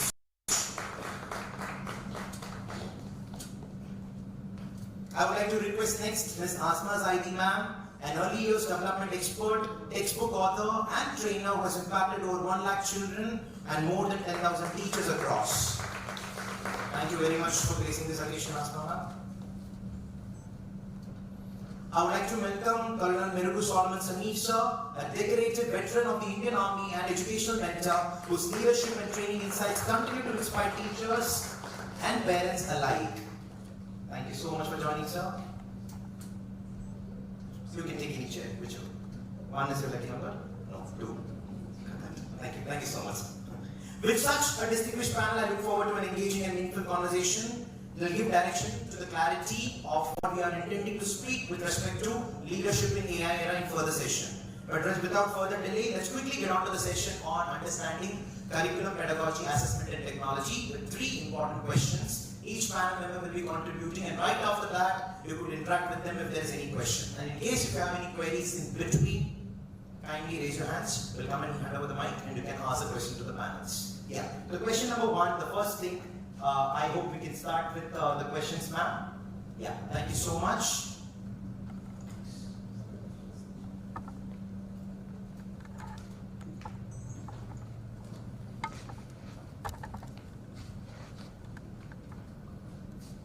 Great. So, Dr. Indra ma'am, I would like to begin with you. With your past experiences and discussions, in many places you have cited in different scenarios, what do you think are some of the major changes and developments post the implementation of the new education policy and national curriculum framework with respect to curriculum as such, especially in a country like India? So one of the major and the most beautiful, if I may dare say, changes is the transition from rote learning to focus on skill-based learning or competency-based education.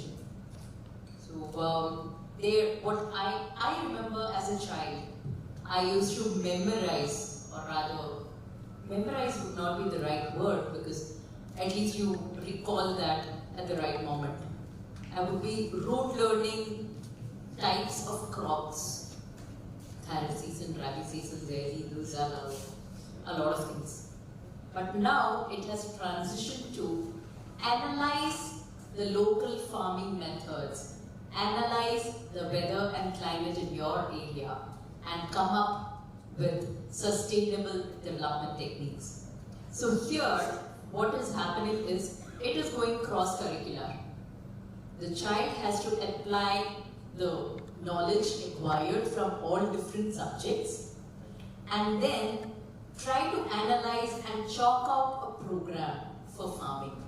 So here what is happening is there's a lot of hands-on experience, there's a lot of experiential learning happening, and it's not just memorization, it's not just rote learning alone.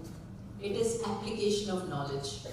Another beautiful thing that NEP focuses on is the multidisciplinary or cross-curricular, interdisciplinary learning.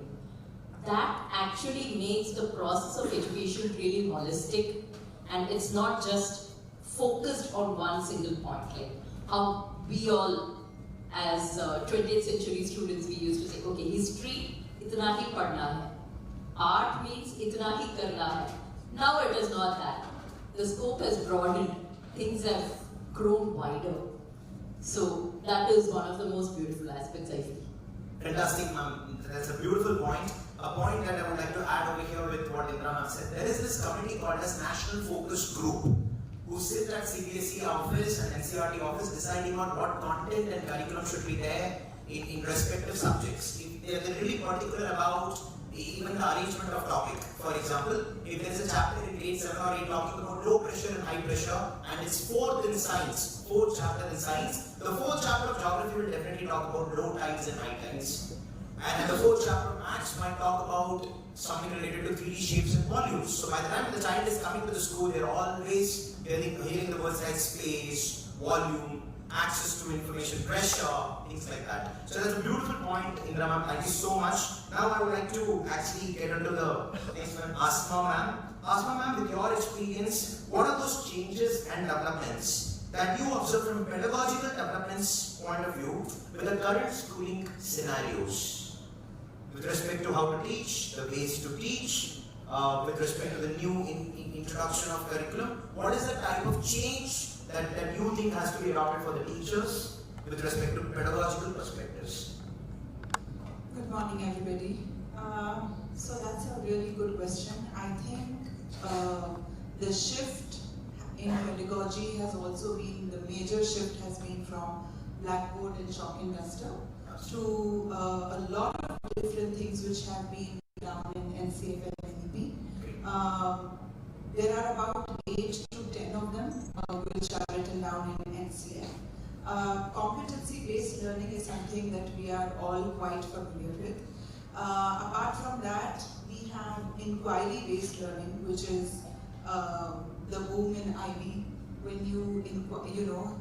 where children get to experiment and learn and inquire, ask questions. So you don't really have a textbook and you don't really have limited knowledge about what the child wants to learn. But in inquiry-based learning, the question is thrown to the children and the children develop their line of thought on what they want to do in a particular topic. Apart from that, you have toy-based pedagogy and play-based pedagogy, I think, which is really, really useful. But I think we often misunderstand toy-based pedagogy and we think that this is only for early years. Actually, toy-based pedagogy can also be used for elementary years and secondary years.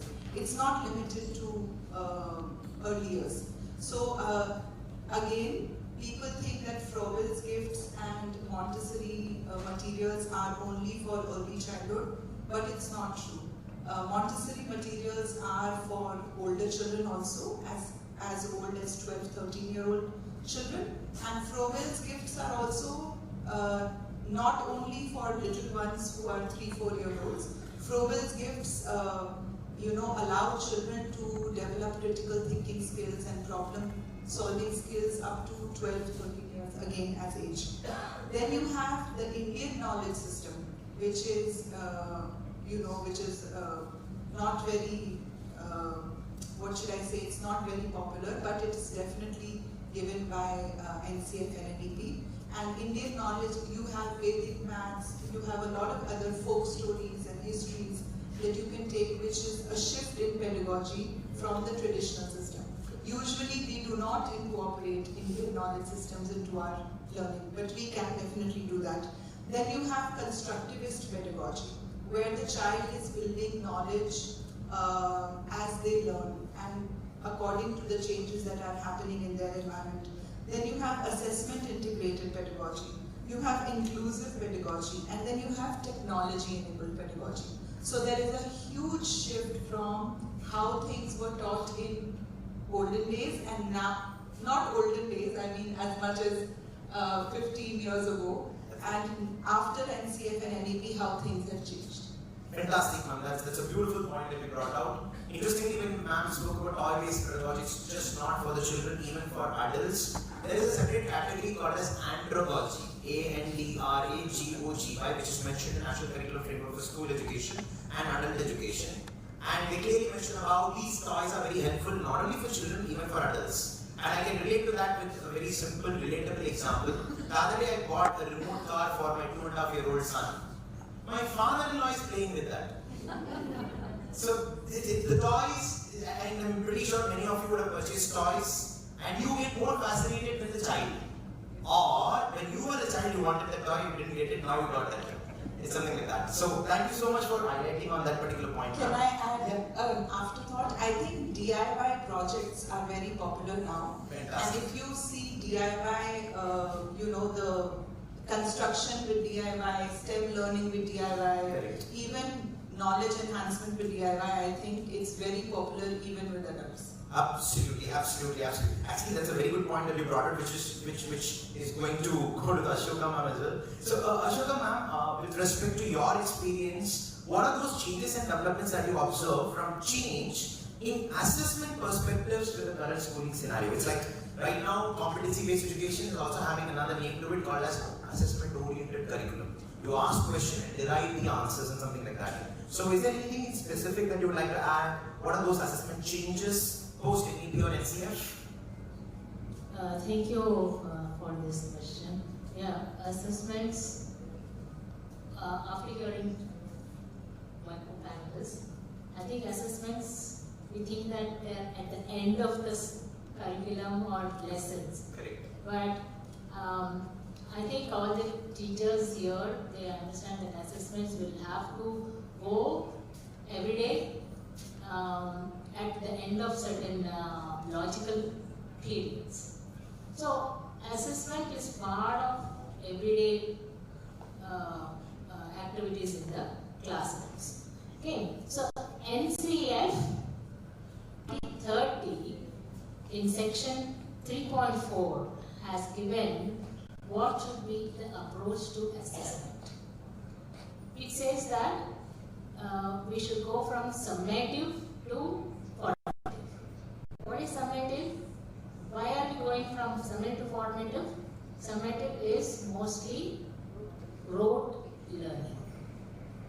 From this rote learning, because everybody is giving essay answers or already prepared answers, they are by hearting those answers, learning, memorizing, and then coming to exams. Now there is only memorizing and copying from memory and onto the answer paper. So we, when we do an assessment, what's the use of assessing what is rote learning? We have to go from, we have to change to move to formative. So formative, what is it then? In the formative, we are going to test skills. It will be competency based and it will test the higher order thinking skills. So after understanding that, we have to understand also that teachers are also will be involved in these assessments. We are assessing the students, but teachers also will be assessed in these assessments. How? Because there will be a continuous revision of the teaching learning process in this when we follow the guidelines of NCF 2030.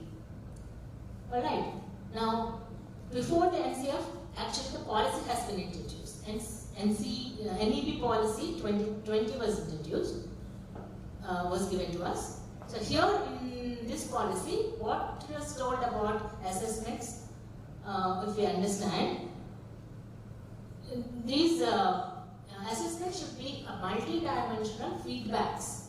They are feedbacks. Now, we give the exam, we give the test, but we are giving the marks, but we are forgetting that feedback is very important. So feedback, it should be regular, multi-dimensional, and it should be holistic, 360-degree report card. This report card was designed and given to us. In this, the three domains, The cognitive, affective, and the psychomotor domains will be assessed. Why 360 degree? Because who is assessing here? Self-assessment of the child or the teacher, and the teacher assessing the children, and the parents also assessing the child's learning, their child's learning, and the peer-to-peer assessments also are included in 360 degree report cards. So here in the school they are happening, but there should be one more from the policy. The governing body has given us PARAK. PARAK, P-A-R-A-K-H. PARAK is performance, assessment and review, which are analyzing the knowledge for the holistic development. Right? Then we have what is NAT also, National Testing Agency. The National Testing Agency provides aptitude tests. Why was this introduced, or why it is given was because most of the schools or parents, they are depending mostly on the coachings for exams. So here these aptitude tests will eliminate these coaching burdens or coaching pressure on the students and schools. Then we have also another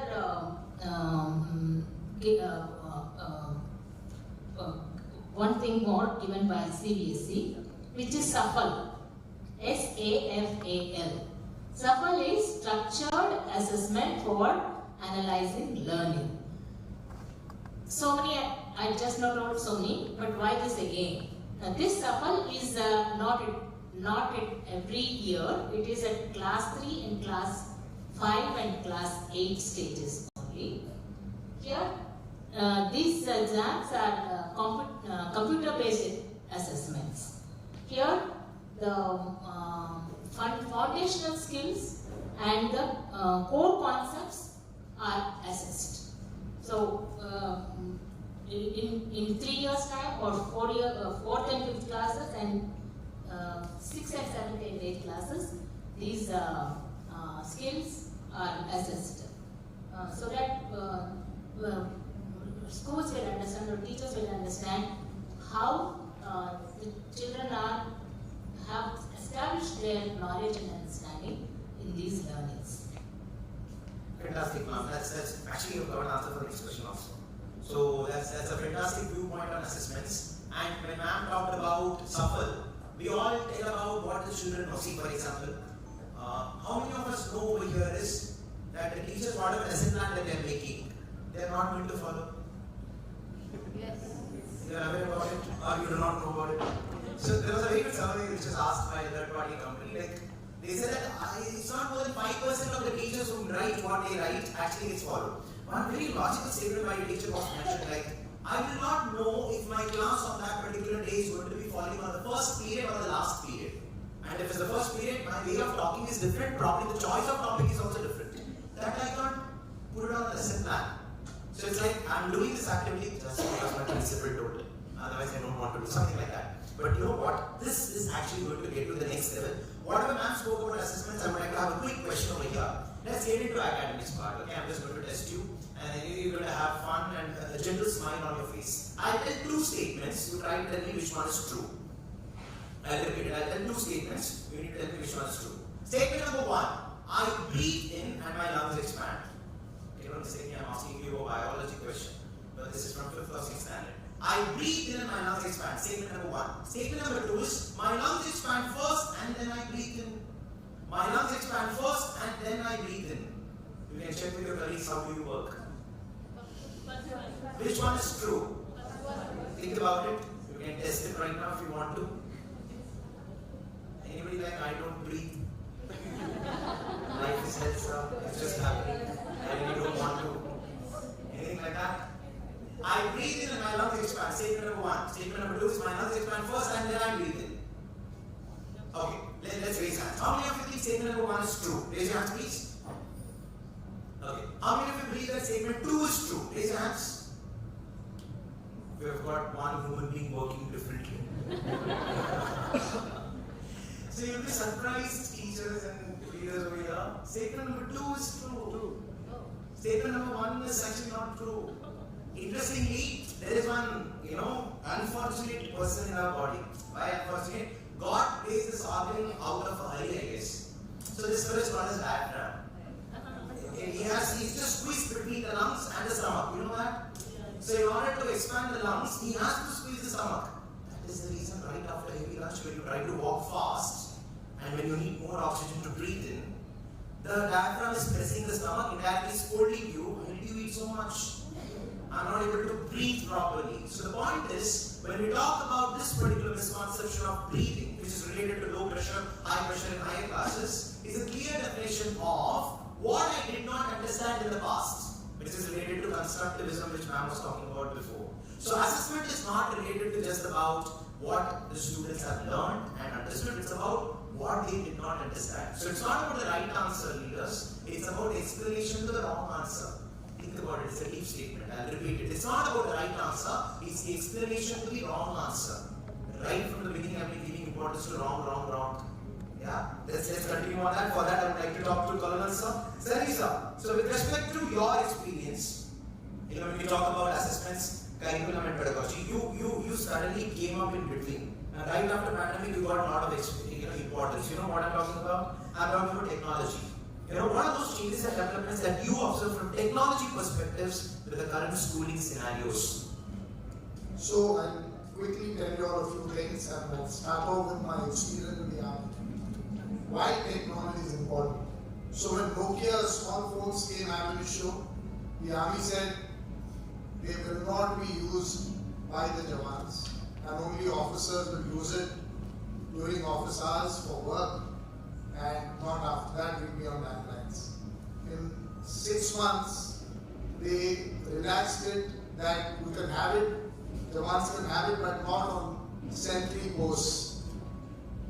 And after a year, it so happened that smartphones came because we adopted it a little later than the rest of the gentry. The smartphones came and the entire operational shift happened to technology. Where in remote areas when our men used to get shot, Casevac used to happen purely on WhatsApp. There were no telephones, no landlines, no messaging, no coding. So my first point to all of us here is that technology is going to override teaching. And like our chief guest said, they go hand in hand. So since all of you all will be well aware of National Education Policy, I will briefly touch upon what are the references and what is going to come out of it so that I can cover it in my given time. The first point is that when you integrate humanities and arts with science, technology, engineering and maths, as given in page 37 of the AUG, this study showed positive learning outcomes including increased creativity and innovation, critical thinking and higher order thinking capacities, problem solving abilities, teamwork and communication skills. We go on to 56, page 56. New technologies involving artificial intelligence, machine learning, blockchains, smart boards, handheld computing devices, adaptive computer testing, and this educational software are making a great impact on student learning experiences. Now, how does it correlate with NCF? The framework, the National Curriculum Framework, aims to create responsive digital classrooms using technology, which is called ICT, Information and Communication Technology, for adaptive feedback and engaging content, and equip students with critical thinking and problem solving, which are so much required in the 21st century. And what are the references thereof for us as educators? personalized digital learning is possible now. If you had to do it manually, it would have been very difficult. Like our speaker mentioned, the main speaker, we possibly are the last in line of that era. We used to go to our school or college libraries and ask for the reference book, and we used to wait to learn. It's available now. Therefore, there is a bombardment of material available.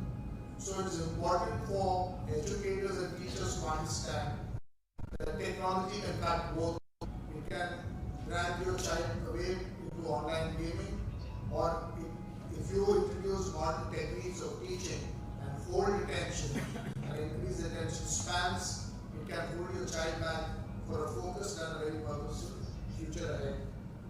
The second one is AR and AI and augmented reality, which all of us know it's got its pitfalls again.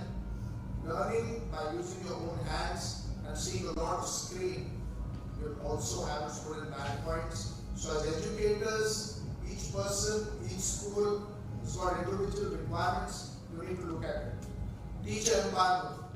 Great time for teachers to use technology and automate as much as possible, like Vasu shown how to create videos, etc., and have an audio-visual impact. The teachers are the influencers getting more interesting.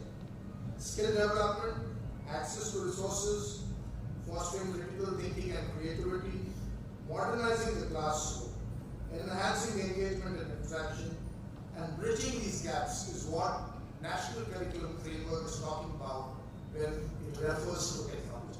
Thank you. Fantastic, sir. Thank you so much for that perspective on technology. While we talk about technology, I would like to actually quickly have one round of opinions from all of you. With respect to what is exactly the role of a leader, especially with the impact of AI right now, what do you think? Do you see that as a threat or do you see that as an opportunity? Founder, T-Hub founder, Dr. Padmashri Vivian already was explaining about technology is way faster than us, we are in a position to adopt it. So from that perspective, I would like to request the impact of AI and the role of leaders in this era, quickly an idea what could be done as you are one of the utilization from curriculum perspectives in Rama. Well, see, technology is actually empowering. It is never a replacement. I would just like to give an analogy. Long ago, when calculators were introduced, before calculators, there were actually humans, people who would sit and do addition and subtraction and whatnot.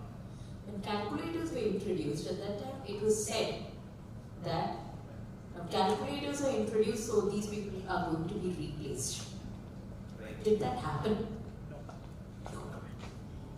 And this is exactly what technology is going to do. It is just going to empower everyone. Coming to the school perspective, technology will help, or rather it has helped. We have enough case studies, which we would be coming to shortly. But it has helped teachers, it has helped school leaders in a lot of ways. But for teachers, it takes care of a lot of the admin-related work. So, when it comes to the role of school leaders and technology, I would request, and I grab this opportunity, I would say, to request school leaders to provide a platform for teachers wherein they can actually upgrade and upskill themselves on technology.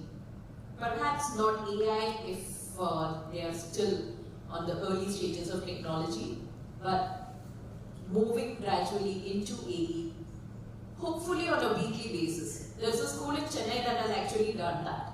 They have something called as a professional development hour for the teachers, which is allotted weekly. And in that week, the teachers get a brief of what are the latest updates in technology that has happened on the week. Because technology keeps changing and it keeps getting updated every week. So, what more can be inspiring? What can be a better example than this? Fantastic, ma'am. So it's an adoption of technology is the way to go. If, as you nicely mentioned about leaders and technology, this is an interesting information that I would like to talk about. we have this AI toolkit in your kit actually. We'll be talking about this post the lunch. It's basically the collection of AI information related to various tools and SuperTeacher touched on. SuperTeacher touched on how a biology teacher can use it, how an English teacher can use it. So if you want, you can have access to it. We'll talk about this right after the lunch. Thank you for bringing that perspective, Indra ma'am. And right now, I would like to welcome Ashoka Veera ma'am. What do you think from the perspective of technology in assessments? There are new terms related to adaptive assessments, proctored exams. What do you think about it, ma'am? These assessments, when they are AI based, Correct, ma'am. they give real feedbacks.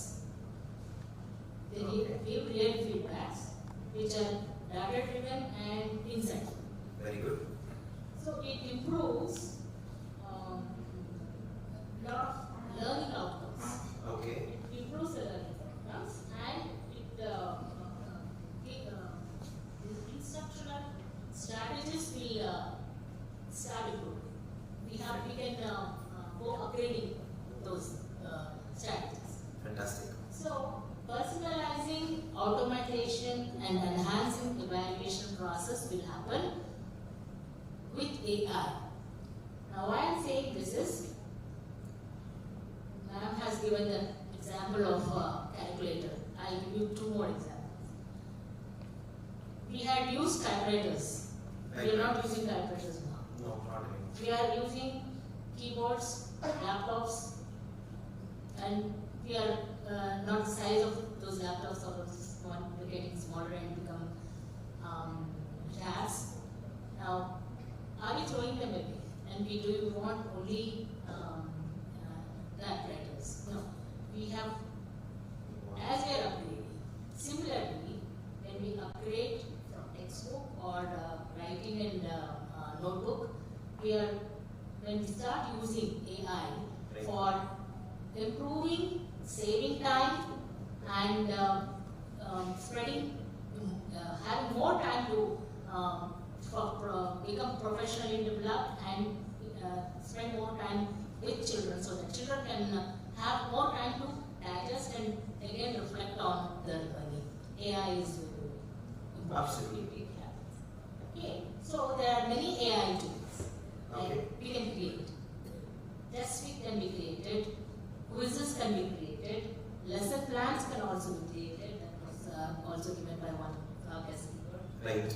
And we can do a lot of analytics with AI. Okay.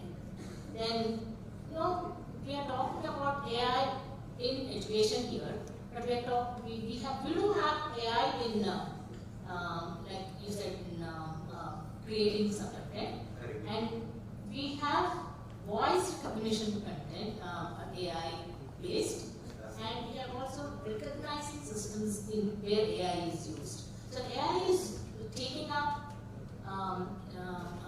revolutionizing everything. So even in pedagogy, in curriculum and learning systems also, when AI is given its right chance, we can do this lot of professional development can happen. Like the younger teachers who are being recruited, if they are utilizing this, it will be useful for, by 2047, we will see a very good India. Okay, so what can we create with AI?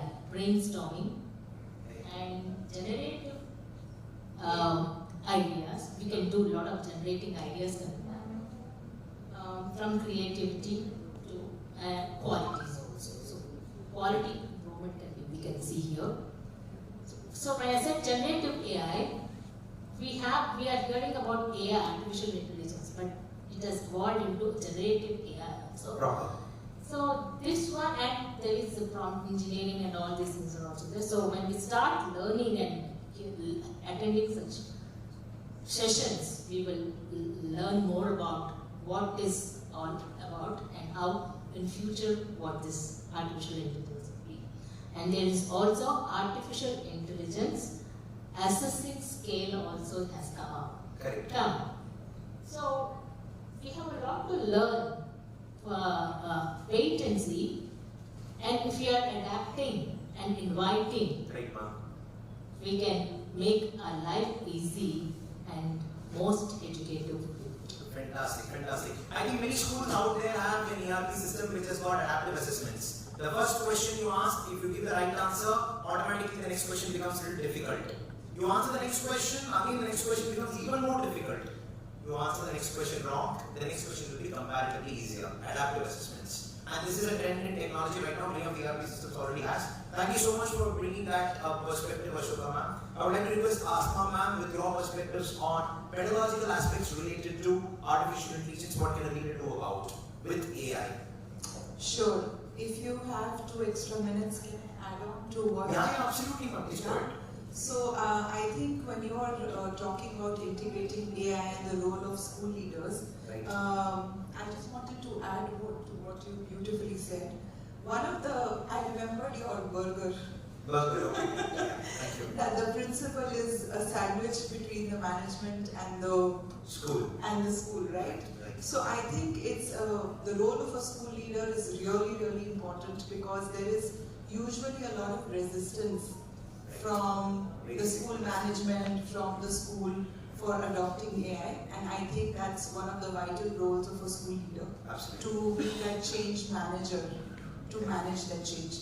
I think for a school leader also it's really important to keep ethical considerations in mind when you're using AI. You have to talk about academic honesty. You have to make sure that your teachers know about academic honesty, about plagiarism, about using AI tools ethically. And there are many other domains when you start using AI for inclusion, for special needs. These are things that you have to consider. I think one of the things that struck to me for a school leader was also, the school leader is also instrumental in, you can be a policy change maker. So NCF and NEP has a lot of policies which they have suggested. But when you are using AI and when you are actually implementing things in your own schools, you can do recommendations for policies with the government.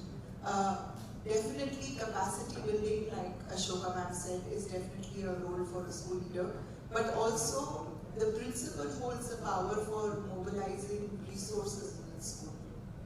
So I think the role of a school leader when you have started AI in your school, when you are starting mobilizing AI in your school is extremely important because it encompasses a lot of different areas. Now coming back to AI integration and pedagogy, like I said, we have different pedagogies that have initiated. So if you are talking about competence-based pedagogy, then you have, I mean, even things like Khan Academy, MindSpark, if you have heard of MindSpark, are definitely tools which enhance competency-based learning. When you're talking about automated gap analysis, there are many apps, many technology tools. You have Century Tech. The Lead Schools app is really good in bridging gaps. Correct. Then if you are doing, I think one of the most fascinating things with AI that I personally find in schools is when we are doing inquiry-based learning and experiential learning. There are so many fantastic apps and AI tools that we can use for inquiry-based learning. I don't know how many of you have explored National Geographic virtual reality, it's fantastic, it's really good, one of my favorites. Then you have ThinkLink VR. Do you know of virtual museums? Yes. We have virtual museum tours. You have CoSpace and you have Mozilla Hubs.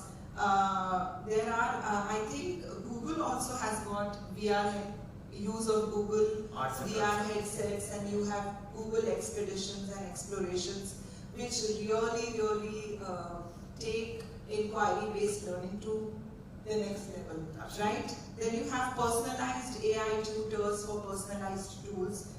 Even in foundational literacy, I think Google Bolo, Duolingo, and your speech and text, converting speech to text, you can really work with children with special needs and for children who have different kind of challenges to learn foundational literacy and numeracy. Fantastic, ma'am. That's a wide set of tools that you spoke about, Duolingo or Grammarly for that matter, or Google's. They call it as accessibility tools. I think you have heard about it. Accessibility is the ability of anybody to use anything. So it's a beautiful, app, and it's completely fantastic, ma'am. Thank you so much, Asma, ma'am. Finally, I would like to request Sunny sir to contribute on integration of AI by a school leader in a school setup from technology perspective. Many people are already asking about how do we incorporate STEM education in the class. Robotics lab would like to set up. Is it really important? Is it really necessary? We have physics lab and maths lab. Can't we achieve the same thing with that? So, over to you on AI integration by school leaders in STEM. Right. So, like you said, carbon is like carbon is to humans, silicon is to artificial intelligence. I've been using artificial intelligence to make notes and come out with the best solutions in the given time. So why is AI important? The question says in a school system like you people are senior educators and principals, it would encompass administration and other aspects of the school. We'll limit ourselves to a classroom. For teachers, personalized content creation has become a thing of reality now, which was not possible. A teacher manually doing it for 40 children wouldn't have been possible without AI. Automate administrative tasks.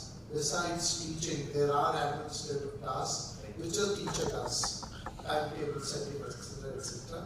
That can be done too. Enhance feedback and grading, data-driven insights, and inspiration and ideation. What's it for students? Personalized learning for students. As the teacher makes a tailor-made solution for you or for a bunch of children, the learning quotient will go up. The threshold of learning will go up for the student.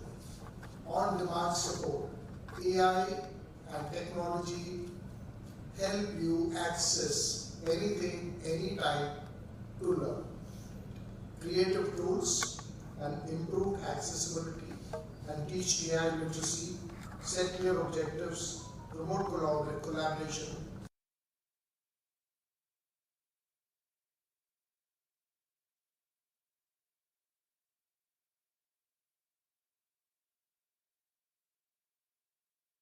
Mandatory. Now, what is it, the nerve center of it? 21st century skills. How do you propagate them? By doing STEAM and robotics in your school. Why STEAM and robotics? Because the child will be able to correlate to the technology which is happening in everyday life. Why is the swing doors moving on their own? What are the proximity switches about? What are the tax switches? When I go to Asu's home and press the doorbell, I know there is a tax switch working there because I've learned about it at a later age. But the child will know right now. The proximity switch in an automated traffic control. When he's crossing, there are no policemen there. The traffic lights are changing on themselves based on proximity. Where my car and his car, if there's a distance, it will automatically come on to amber and let more traffic squeeze in from the other direction. So all this, the child will correlate. When his father is reversing his car, again a proximity switch is working. When the car's door is open, or he's going to have a pastry from his fridge and opens. So what is happening is when STEAM and robotics is happening in your school, the child is correlating technology and starts learning it incrementally and harnessing it for improving his problem solving skills and thereby also increasing his cognitive ability, because he understands how things are working. So if you tell him some fairy tale, he'll say it's not like that, it is like this. So, and when they talk to each other, they are building themselves up with experimental and experiential learning, where each child in the lab is making a slight difference to the coding and programming. And suddenly I see that Vasu's all-terrain vehicle is tumbling and turning and still going. I say, bhai, isko kaisa kiya yaar, bata? So rather than reinvent it myself, I'm learning it from my friend firsthand, thereby improving teamwork. So this is how STEAM and robotics is going to make a paradigm shift in how children are going to see this modern world and adapt in a very, graduated manner. And therefore, when you say it is the nerve center of a composite skill lab, the other ancillaries being financial literacy, art like Bhaskar ma'am had mentioned, etc., are actually going to improve the attention spans. Why it's important? A socio-economic cause. Today, the child is addicted to social media, online gaming. In some cases, as they grow up, to smoking and drinking, extreme cases drugs. Now, if you pull them away from there, there is going to be a void. There's going to be dissonance. So how do you constructively use AI? Doing projects, coding and programming and integration into smart machines is highly addictive. 4 minutes is not the attention span. You require 20, 30 minutes, 40 minutes. What are we in effect doing? We are getting back attention spans of our children in a most constructive manner, where they willingly say, I don't want to go on online gaming and social media. I want to build this machine and make it work for me. So in effect, what you're doing is you're building a child, and a butterfly effect would be you're actually building a nation. And Amrit Kaal Viksit Bharat will happen in 2047 when we start right now. Thank you. Fantastic, sir. Thank you so much for that. Thank you so much for that. By the way, teachers, you can actually take your phones if you want, and you can call somebody who don't answer the call. Try to do that. And when you keep your phone near your ears, the display actually automatically goes off. Have you observed that?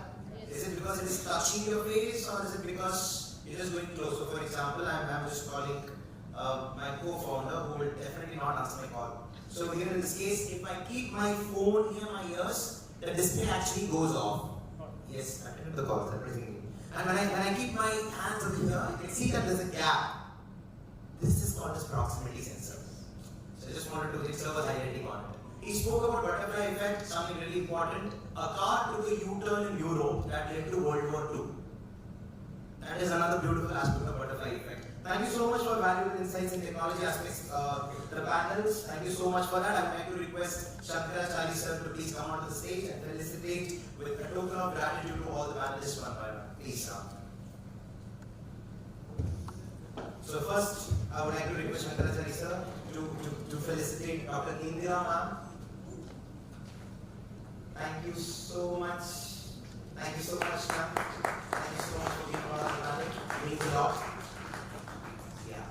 I would like to request sir to please felicitate Ashoka ma'am. Thank you so much, ma'am, for being part of the session. I really wish we had a little more time. Thank you so much. I would like to request sir to please felicitate Asma ma'am. Thank you so much. And finally, I would like to request sir, Shankara sir, to please felicitate Karan Salil sir. Thank you so much, sir.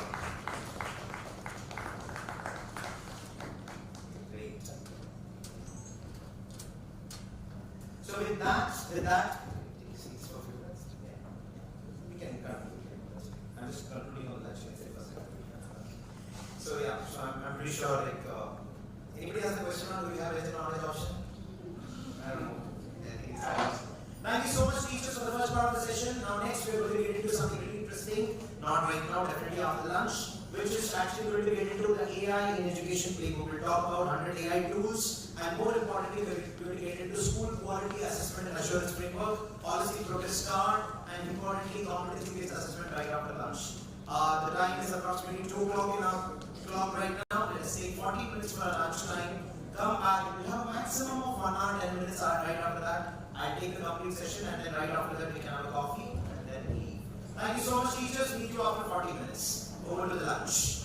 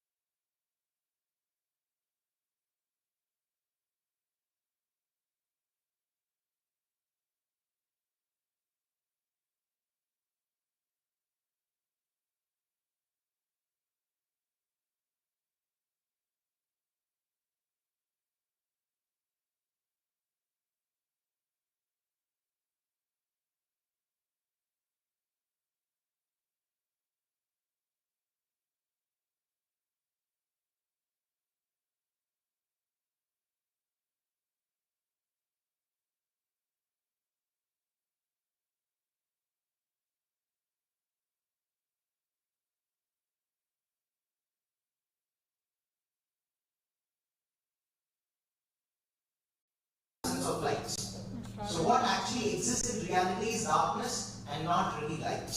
Now this point is very important, which we'll conclude a little later. It is the ability of a person to see both the positive and the other side of a coin. I don't want to call it as negative. To consider before deciding anything.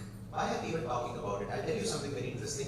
In 1947, the British started leaving India gradually one by one.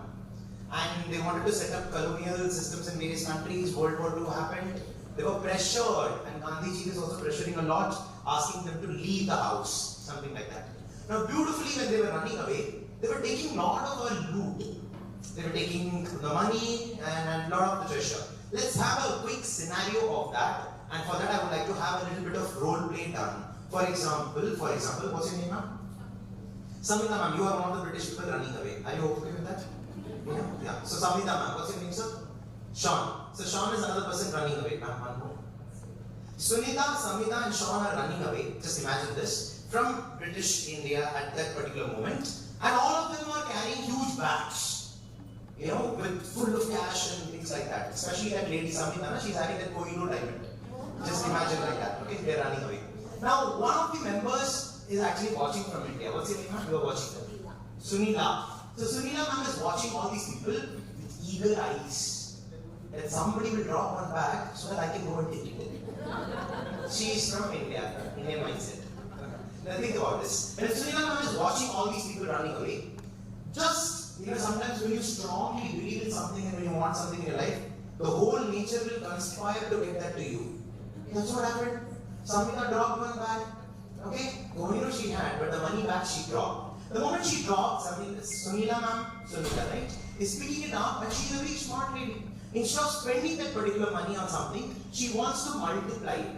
And this is a reality. What she's doing is, she's taking the money and setting up her own industries and factories. In India, Jawaharlal Nehru, right after independence, said that, let us be a self-dependent economy right now. Just now we got cheated. Let's not do anything and let's build our own factories. Sunila ma'am is constructing a factory. And let us assume this factory to be Parle-G. You all remember Parle-G? Yes. Parle-G is our childhood breakfast. Parle-G without tea or coffee or milk, basically. Some people even have it with water. I'm not sure how many of you had that. You had it? The best part is, even in the water, Parle-G will fall down inside. And the next Parle-G will come to save it. And that will also fall down. Something like that. So this company is being started by Sunila ma'am. Now when she's starting this company, she has set up the factory, infrastructure is ready. Now she wants the resources to be present. She's immediately applying right on the media saying that, job requirement. I would like to have a person to run the factory. Multiple people are applying, and there's one particular lady, Rupa ma'am, right? Rupa ma'am is applying for the job. Listen to me carefully, this is very interesting. Rupa ma'am is applying for the job. Sunila ma'am is meeting Rupa and asking the first question. It's an interview. Can you please tell me how does the biscuit actually gets made? If you're able to tell the answer, you'll get the job. Now Rupa is very excited. Why she's excited? Because she prepared a very good answer for it. She says that, ma'am, this biscuit gets made in a very big chamber where maida and wheat both get mixed together with some water. It goes to the next chamber where the dough is cut into small pieces. It goes to the next chamber where, sugar you forgot, ma'am. Your job is at stake now. Just because you forgot sugar. Let's come back. Note, coming to that. So wheat, maida, water, sugar ma'am. Milk also required a little bit? Oh, milk powder. Wow. Do you really have a biscuit company? She makes homemade cookies. That's the deal. See how beautiful of me to select you. Anyways, so this is happening. It's coming to the next chamber. The dough is getting cut into small pieces. It's going to the next chamber where it is getting pressured at a certain pressure, and it goes to the next chamber where it is getting baked. And then it's the packaging. Sunila ma'am is very happy with the answer and tells Rupa, you've done a very good job, you're able to remember everything. Your appointment letter. Immediately Rupa is getting excited. Generally when students get excited after getting a job, they go back to home and they start talking about the parents. Parents are very happy that Rupa got the job and they're asking, hey, how did you get the job? Rupa is saying, listen to me, Rupa is saying, I was able to tell the business biscuits making process from step number 1 to step number 10 without any hiccups. And I got the job. And parents have got this beautiful attitude of, if your son or daughter gets a job, they'll go to the neighbors.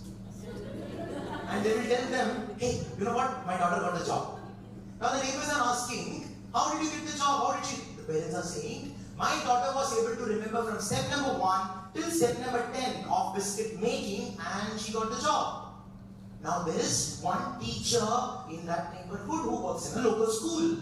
This teacher goes to the school and says that, students, if you remember the steps number 1 to 10 of biscuit making, you will definitely get a job at a company like AUG. This is the birth of rote learning. I hope you're able to understand this. This is episode number 1. Very interesting. Rote learning at that time was not something that happens by default. It was a requirement. It was a need. You remember school education, graduation and industry. Industry is saying, I want people who can memorize more. There used to be competitions and all at that time. Now coming to 1960s and 70s. This lady Sunila became episode number 2. Became so rich and powerful. She got so much of money. She's happy with Rupa. Rupa is performing extremely well. She's starting to set up multiple more factories, various branches. And now she's again requesting people to apply and there's a job notice. And this time, ma'am, may I request your name please? Anita. Anita ma'am is coming and Anita ma'am is joining coming to Pedagogy. And the same question is being asked by Sunila ma'am. Sunila ma'am says, ma'am, could you please tell me the procedure of biscuit making? Now listen to me. Anita says that, first ma'am, there is a chamber, 60% maida, 40% wheat, with around 100 liters of water, so a little bit of sugar, it gets added. And it goes to the next chamber, where the very big dough, which got mixed already, gets cut into small pieces of radius 2 centimeters. It goes to the next chamber, where 1 Newton pressure is applied, so that it gets the stamp of Pedagogy on it. It goes to the next chamber, at 360 Kelvin, the biscuits get baked. And it goes to the next chamber, where it actually gets packed, probably with a diameter of 3 by 4 by 2. Now Sunila is even more excited and happy about this answer. Can somebody tell me why? Exactly, more precision, more specificity, more detailing. Now this time Sunila has a very cunning idea. Rather than allowing who is this, Anita to join the job, she is thinking that if I hire Anita, I don't require Rupa anymore. And she's kicking away Rupa and taking Anita to the job. I hope you're able to understand. Rupa is going back to the family. Pa, Ma, I lost my job. Why? I was not able to remember more precise information like Anita, and I did not. It's indirectly. Now the neighbors will come and ask, what, your baby is there in the home for such a long time, is she not going to office? Then they are saying, her job got lost because she was not able to remember more information. Neighbors are talking. There is a teacher in the neighbor. They go back to the school and say, if you're not able to remember more, you don't get the job. Indirectly, rote learning became even more a necessity right now. I hope you got the point, 1960s and 70s. Now, competitive on memorization. Interestingly, ma'am, as you were bringing that, in Tamil Nadu, I remember there used to be a competition called as Tirukural. I'm not sure how many of you know that. In northern part of India, you have to have Kabir Das Ki Dohe. Yeah, you used to have a lot of competitions which test the students on how much they can remember. So this was becoming a trend, especially you are all product of that, by the way, you know that, right? 1970s and 80s. Yeah, no use now, what to do. But anyways, interestingly what happened is, this thing was happening. Now neighbors, teachers communicated, it was becoming even more robust. Episode number 3. Rupa has taken this personally. How dare you kick me out of the job? I'll not leave this. I'll not leave this. I take this as a challenge and she's starting her own company right now. Do you remember what is the competitor of Pedagogy? Your mother used to say that if you don't get the yellow packet, get this packet. Little biggies, no? Blackjack, no? Glucose, no? You don't know? Britannia, no? Horlicks, no? Horlicks, very late. If somebody says that your child was awesome, I'll give you one clue. If you're not able to buy the yellow packets, buy the red ones. Tiger! Exactly. Tiger biscuits. They are no more in the picture, by the way. Yeah, Rupa was a little emotional on that day. After that, she was not, probably. Something like that. So Rupa started a competitive company called as tiger and look at the beauty. She tells the world that I don't want all of you to come to office and work. I just want one person to work for 10 people's job. And she's procuring something which Sunila never did. This is happening in 1970s and 80s. What did Rupa procure in order to make sure she's competitive to Sunila? And 10 people's work was done by one person. Machines are closed, but there was time with Sunila also. What is that machine called as? Automated machines are closed but not right. You know it. Computers. Computers came into picture. Computers came into picture. Rupa started hiring people. Whoever she hired, they went back to the family and told that, I got the job. How did you get the job? Because I knew computers. There is a teacher in the neighborhood who went to the school and said that you will get a job if you know how to use a computer. And first started something called as typewriting course, shorthand course. I think you're all the product of 1980s and 90s where you did your typewriting and shorthand. Importantly, there was a company called as Microsoft and they did something called as MS Office certification. You know Word, PowerPoint, Excel? Yes. With extra increment, you are hired. Yes. That is not the case right now. You know. Yeah, the point is, the computers became very important because of the industrial requirements. Who is the industry over here? The competition between Rupa and Sunila. I hope you got the point. Then suddenly one day Rupa is announcing something crazy, nobody thought about it. This is happening in the year 90s, around 91, 92, and later even Education Ministry adopted it. What she's saying, you know, you don't have to come to the factory to work. You can work from wherever you want. What exactly happened at that particular time for Rupa to do this? Sunila is very confused. Can somebody tell me what happened at that time? Internet came into picture. Exactly. People who got hired because of knowing internet, they started talking in the neighborhood. There's a teacher in the neighborhood who went back to the school and said that if internet is there, definitely you'll get a job. I hope you're able to understand. Now the best part is, later she said that Rupa in the year 2000s started firing people. Rupa in the year 2000s, she started firing people. And why? I don't want 10 people to work. I have this particular thing with which I can work. What is it called as? Robots. Robots started taking over. It was not artificial intelligence, it was robots. Now there is a scenario of artificial intelligence. So the point over here is, ma'am, whatever is the change that's happening in the industry, that is basically something that's leading the school education system. Today we say that rote learning is not appropriate, it's because the industry does not want that. Today's founder, Vivekananda sir, who runs an organization with 18,000 people working, clearly telling that I don't want you to be really good with memorization. I want you to be problem solvers. The word problem solving itself was not present until 2005.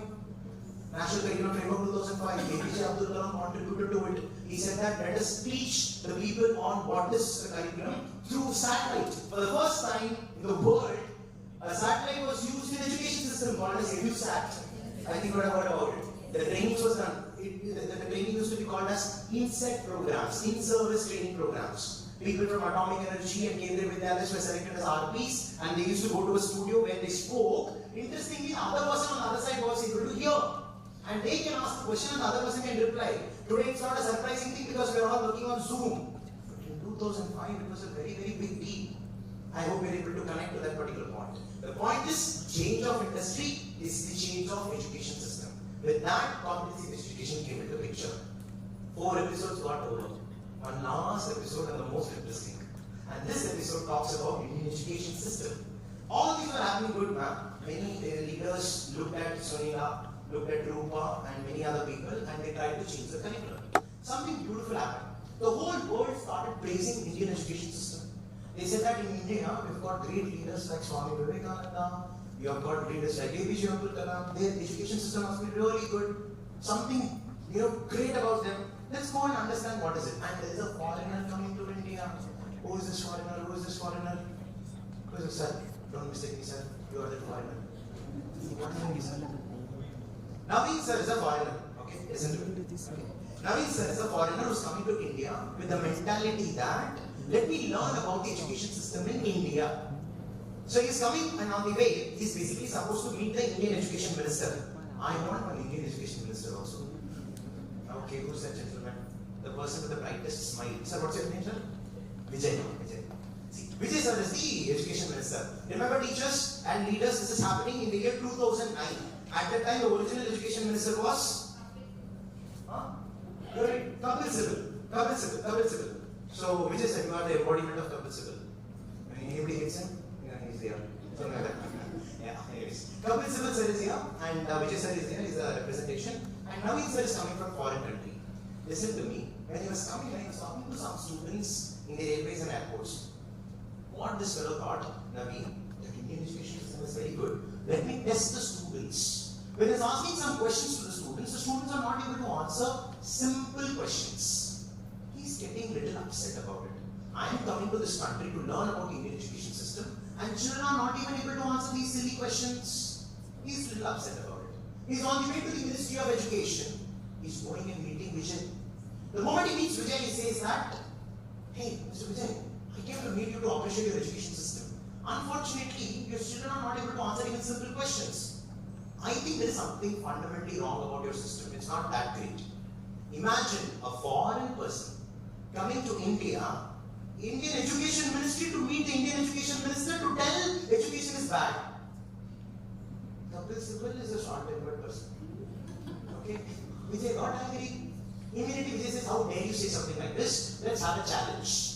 You know, generally when you fight in India, we are very emotional. Immediately we get on karke dikha. You know, something like some new threaten, like if you scold more, I'll go to my mother's place. You know, something like that. Again, citing from my personal since I'm nothing else. So the point is, Vijay said something like this. Now Naveen took that very seriously and he announced a challenge. In this particular challenge in the year 2009, he just did not put this challenge to India, man. He openly announced it for the whole world. Interestingly, 73 countries participated in this challenge.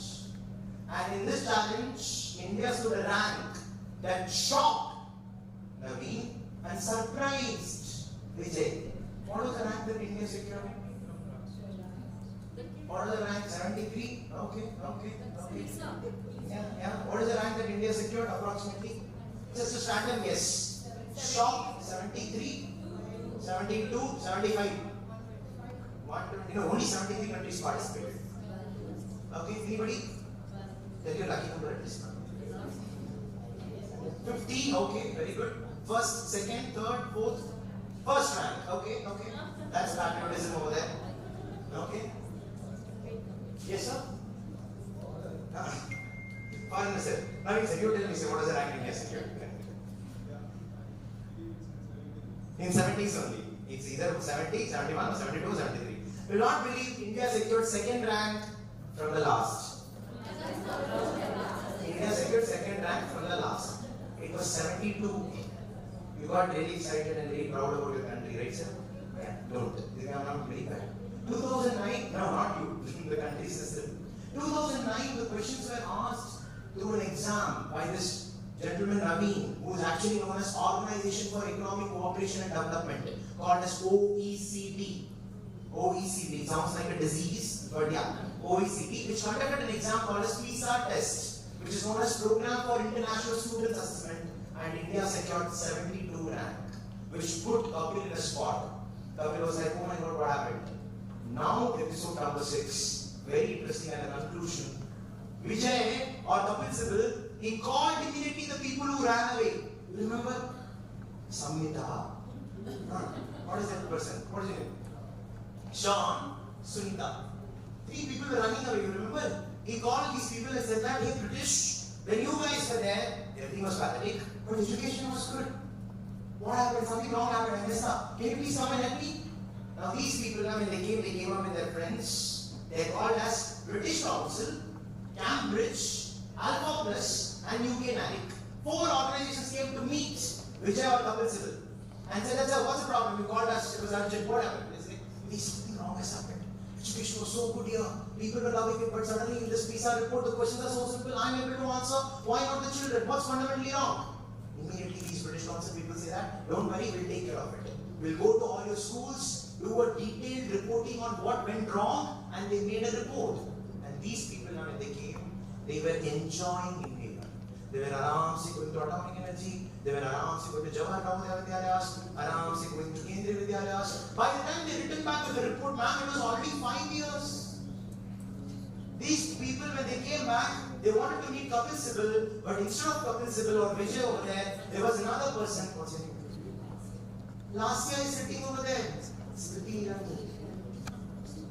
By the time they came back, it was already 2014. The government had already changed. Smriti Irani was sitting, and the moment she came to know that these people were sent by Kapil Sibal, she got all the more irritated.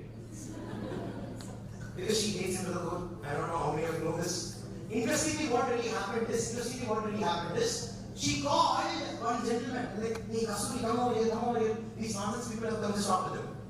There was a gentleman called as Kasturi Almani, chairman of ISRO. He met them very seriously. He said, what's your problem? British Council is saying, sir, in your school, in your education system, this is a problem. Hey, let's not talk about the problem, let's write the solution. So problem number one, solution number one. Problem number two, solution number two. Problem number three, solution number three. In 4 years, they launched something called as a document, which was more like a solution document to all the problems reported by British Council, UKNIC, Cambridge and Alpha Plus. That particular document was released after 4 years in December 2019, which is actually called as the New Education Policy 2020. So NEP 2020 is a function of the things that happened in the year 2009. Some people say that it is a BJP-led government. Some people say it's a Congress-led. You can't tell that now. So all these politics game is about showcasing what they have done. But at the end of the day, the people who are working on the ground like you and me, who are sandwiched between the school and the management, something like that, we continue to work irrespective of if sunrise is in the west or east. I hope you're able to get the point. So everybody talks about it, fights about it. When we talk about NEP 2020, it's an important step. We have to adopt it. By the way, who is the culprit of this NEP? Who is the culprit of this NEP? This fellow. Hey, where's the fellow?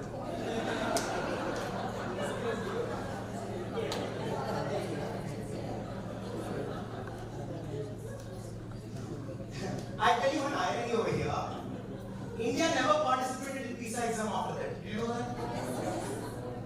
Oh, literally went sir. He's coming back anyways. So, Organization for Economic Cooperation and Development, if you had stopped him in the India get itself with the immigration that you're not allowed to India, today NEP will not be there. So, NEP is a function of continuous research by both the governments, like British government and Indian government, talking about various pointers. Dr. Kasturi Rangan, I would like to play a small tribute to him by naming him because he passed away on 25th April 2025, very recently. He was a man behind saying that education system should be an amalgamation of all the domains that exist in human life. He is an ISRO chairman and said that it's important for the students to have competency-based education that has an ability to connect chemistry probably with computer science. The starter and silicon example is also right. That's the reason we spoke about right in the beginning. So Dr. Kasturi Rangan said that there are 4 people appointed from my team. These 4 people will make 4 different documents. The first document is going to be exclusive for school education. Second document is going to be exclusive for pre-primary and primary education. Third document is going to be exclusive for only teachers. Fourth document will be exclusive only for adults. So first document, National Curriculum Framework, School Education. They call it as NCF-SE, around 600 pages. National Curriculum Framework, second document called as Foundational Stage, NCF-FS. The third document, National Curriculum Framework, Adult Education, AE. And finally, National Curriculum Framework, Teacher Education, GE. There is a separate body called as NPST, right? National Professional Standards of Teachers by NCSL, if I'm not wrong. National Council of School Leadership Programs. At the time, there is this university called as NIEPA, N-I-E-P-A. Do you know that? National Institute of Education Planning and Administration? Yes. So these are the bodies who are involved in all this work. I hope you got a clear-cut picture of why we have NEP today. What is National Curriculum Framework? Yeah. So this particular, thank you so much, Mark. Want to clap? Yeah, please. Great. One of the greatest attributes of Kasturi Rangan was he was also, very much into art. He said that human beings are loved when they have this ability to express. And the ability to express can be done only in the form of art. Maybe it can be a dance, maybe it can be visual arts, but it has to be, like Geeta was mentioning about performing arts, say visual arts is better. Because she is representing visual arts, she has to say that. Yeah, so it's a good thing she did. If I am representing performing arts, then I have to appreciate that. The competition between arts, Kale they say, there's Kalevani and Kale and all these things. It's the highest level of education somebody can ever, attain for a human being. Not trigonometry, low pressure and high pressure. So this is something that, Professor Srinanda mentioned about it, and he put that in the NEP document also. So some of those updates I would like to quickly give you and then show you some, here it is. Okay. So national education policy, we know the world is changing fast, but exactly why? Washing machine, it takes in children and blah blah blah. The industry, this is basically the factory of Sunila ma'am. Ma'am, this is the factory, right? So remembering, understanding. So considering the contemporary need and novelty of the many disciplines in British India, the suitable learning method was rote learning. Rote learning is the process of memorizing information based on repetition, blah blah blah. And for several decades, a lot of things happened. I'm coming to the conclusion. Despite this, in terms of research and education, NCERT is a respectable name worldwide. They were continuously, testing and researching, and finally they came with NEP 2020. It's an anticipated master plan, highly anticipated to completely transform India's education system, and based on the vision and recommendation of NEP 2020, the best approach that has been envisaged is competency-based education. Is India really prepared? We'll talk about that a little later in some other session. But anyways, British Council, UK, NARIC, Alpha Plus and Cambridge. I think I have not mentioned their names. This is that thing. There's a small video of approximately 5 to 6 minutes in the British education website, not in CBSE website. Okay, you can look at it, and they are very proud that they collaborated with India. They say one statement, ma'am, listen to me, they say on that, with a rich heritage of 70 years of education, we have supported and helped India to grow. Bloody, we have been working for 4,000 years on education. So it was portrayed in this whole video as if because of them, Indian education. So Kasuri was very smart. He was listening to them, but he was actually not listening to them. He was actually looking at Upanishad document. He was looking at Gurukul system. He was talking about importance of mother-teacher concept till 12th standard.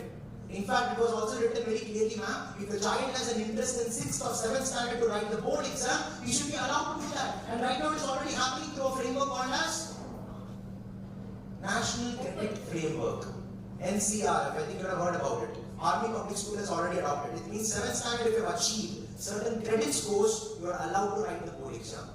We'll talk about that in some other session anyways, because in like the private schools, many schools have not adopted it. The day when it becomes compulsory, probably will love it. Anyways, let's go forward and quickly understand from the questioning point of view. Knowledge, skills and attitude. You remember in the morning we started the session with this? So, which we mix in the right combination. Then the green component knowledge, more of skill, less of attitude. Probably this could be called as competency. Every job profile requires all of these at a certain level. Teaching is probably the only profile where knowledge, skills and attitude is all required at the same level. I hope you are able to understand. But I would like to tell you a quick incident. My wife is working for this company called as IBM. Okay? And there is this gentleman called as Somesh. Okay? I feel very sorry for that fellow. He has been working with my wife, he is reporting to my wife for the last 2.5 years. Now what happens is every day in the morning, the day begins for my wife by scolding him. Why did you do this work? I gave you so many times. I even go and remind her, hey, I am your husband. I forgot that I was scolding him. That fellow Somesh shamelessly is working for 2.5 years. I clearly understood for an IT person to work under my wife at least, attitude is not at all required. You just require knowledge and skills.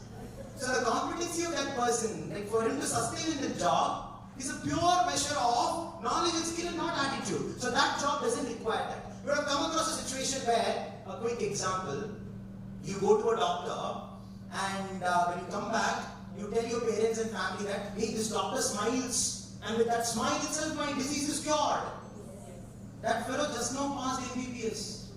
No knowledge, no skills, but high levels of attitude. Or you might say that, hey, this doctor will not at all smile. He's very grumpy all the time, but around 40 years experience.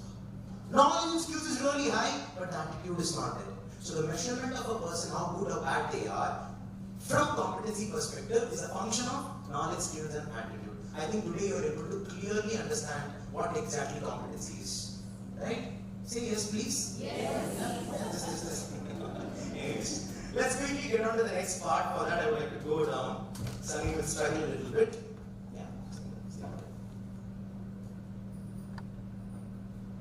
Okay.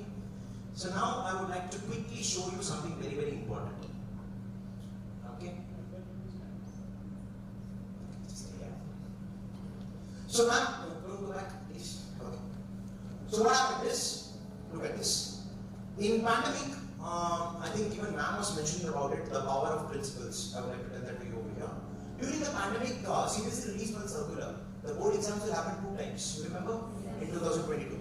And they even came up with one method saying that 70% of the question paper will be multiple choice questions.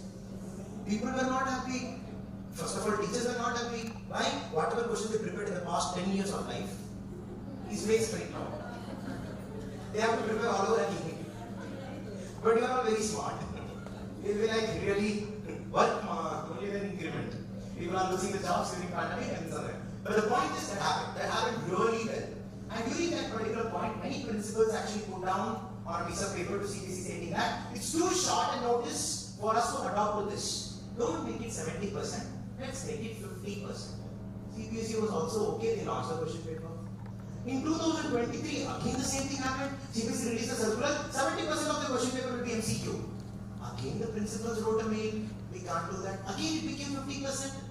This continued again in 2024. They released the circular, they said that 70% of the question paper will be MCQ.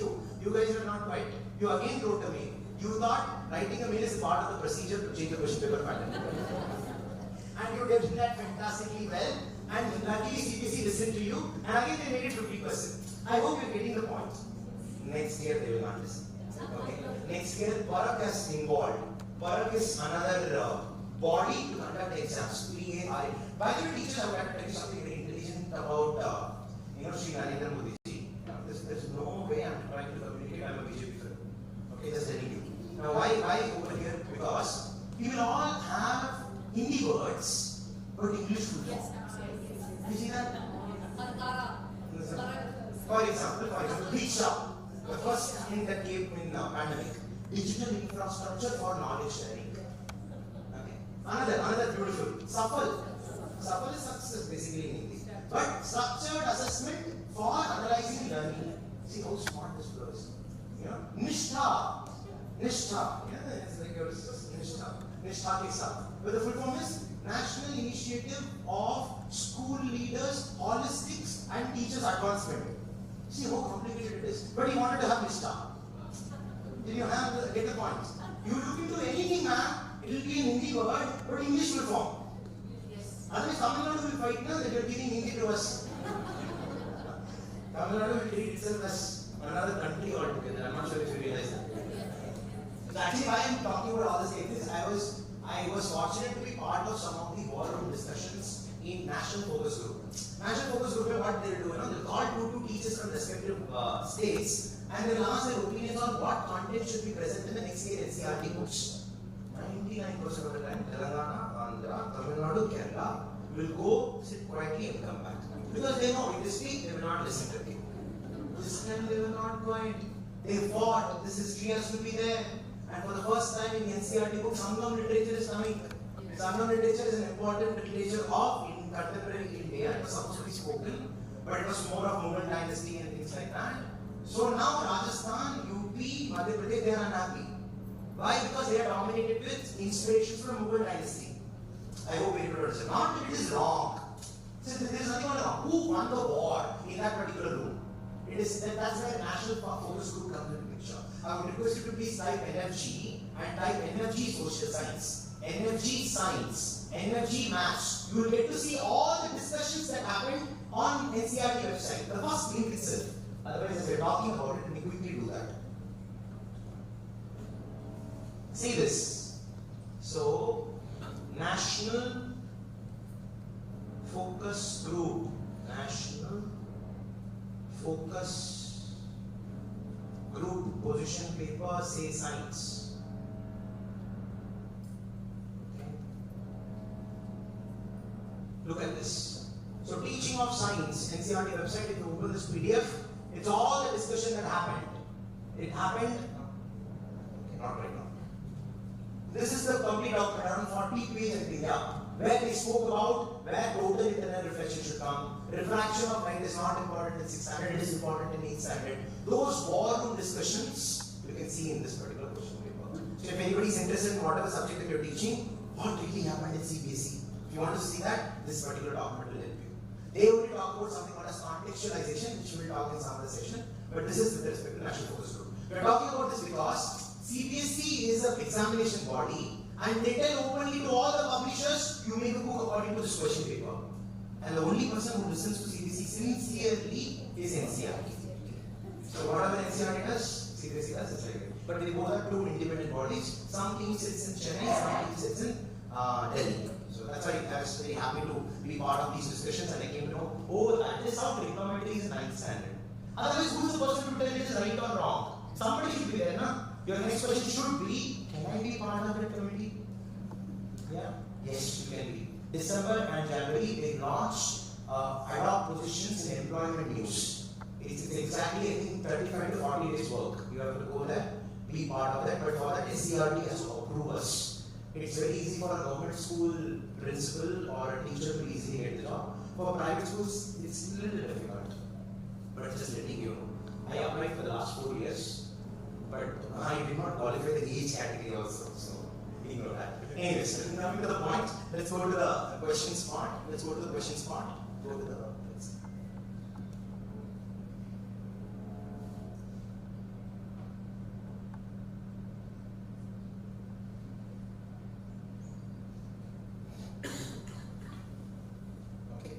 Now coming to this. Now with respect to them, they came up with these questions, ma'am. Now whatever I'm going to talk about is actually called a SSL. So SSL launched this particular paper where they said that there has to be 5 or 6 types of questions. I'm going to shoot some questions to you for you to experience and you tell me which is the correct answer. I hope you're able to see the questions on there. I know it is a crime and a sin to ask questions right after lunch, but I'll make sure that these are simple questions for us to understand. Why? Because of one important point, what you do not know, I will let you know. It is like something called as misconception. By the way, how many of you do not cross the road if a cat crosses your road? Why? How many of you do not cross the road if a cat crosses your path? Suddenly one black cat came like this, and you are about to go to the school. You will tell this as a reason to the principal. My cat crossed, I am not coming to school. Anything like that? It's very difficult to raise your hands, right? Yeah. Have you come across the scenarios where you can't cut your nails on Fridays and Tuesdays? You done that? Anything like that? Okay, something more. You can't have. The other day, my wife was coughing and sneezing. My mother-in-law was calling me inside. They're like, if you go right now, you will die. I'm not sure if you know this. Now, whatever we're talking about, these are all preconceived misconceptions. Something what I really like about all these things is, ma'am, generally in southern part of it, especially in my home, let me consider that, whenever I have to go for a long drive or journey, or especially if you purchase a new vehicle, they will buy lemon and they will keep under the tires. Even now they do it? Yes, even now they do it. And they'll have the coconut and then just do some puja and this one. Do you think all these things are useless, meaningless? No. You do not know the reason. You follow that, thinking that something good will be there. Ma'am, this is called as misconception. Misconception is the ability of a person, okay, to strongly believe in a concept that they think is right. So it's very difficult to convince a person that they are actually wrong. Now, in fact, this one incident is being an inspiration for one of our initiatives called a Super Sunday Workshop. Every Sunday we conduct something called a Super Sunday Workshop. We'll talk about that a little in detail. Escape. So you can know about Super Sunday Workshop from SuperTeacher.in website. Every Sunday morning 10 a.m. to 11 a.m. Come down to go to the event section on the top over there. So there's something called a Super Sunday. So there's this thing called as tomorrow. Basically the topic is the psychology of convincing, education perspectives. So every Sunday 10 a.m. to 11 a.m. we talk about education system, one of the topics. Around 3,000 to 4,000 people participate live. I think some of you came talking to me, thank you very much for that. So how many of you have attended Super Sunday Workshop in the past? I think quite a few of you, right? Yeah, your school has been. So I would like to wholeheartedly thank you for that. If at all I'm continuing for 125 Sundays, I think this is 128th workshop. I can't see that written over here. So 128 continuous Sundays I've been doing it. The biggest problem is my wife. So every Sunday I'm doing it, so no holidays for me, so she's a little upset about it. But the point is, psychology of convincing. Why? Because misconceptions. Now why am I even talking about it? Yes, ma'am? You were able to convince. Yeah, that's why the topic. Anyways, so with respect to this, go back to the slides, please. So, by the way, I'll just conclude on this. The lemon that is kept under the tires, do you know any particular reason for it? Anyone? Just randomly guess some scientific reason. Perhaps it's a new vehicle and it is better to be short than sorry, and that's a consideration. Bad eyes. No, that's a misconception. Oh, that's a misconception. I'm talking about possible logical explanation. And it is that if you keep the lemon, the car will be safe. But then that is what it I seems see. to be. It seems to be correct. Correct, correct. Anything else? Close it. The friction of the tire. Ah, very good. Tire friction. It will reduce, car will be a little extra smooth. Then instead of washing with water, let's wash with lemon juice. She's actually right here. The more you talk, the hilarious it gets. Anything else? Anything else? Why the coconut? Why the lemon? It will increase the mileage of the car or anything like that? Yeah. Maybe to look for the stray dogs. Super. What is it, ma'am? Maybe some stray dogs taking rest under the car. Oh, wow. If the dogs are taking rest under the car and if there is lemon juice.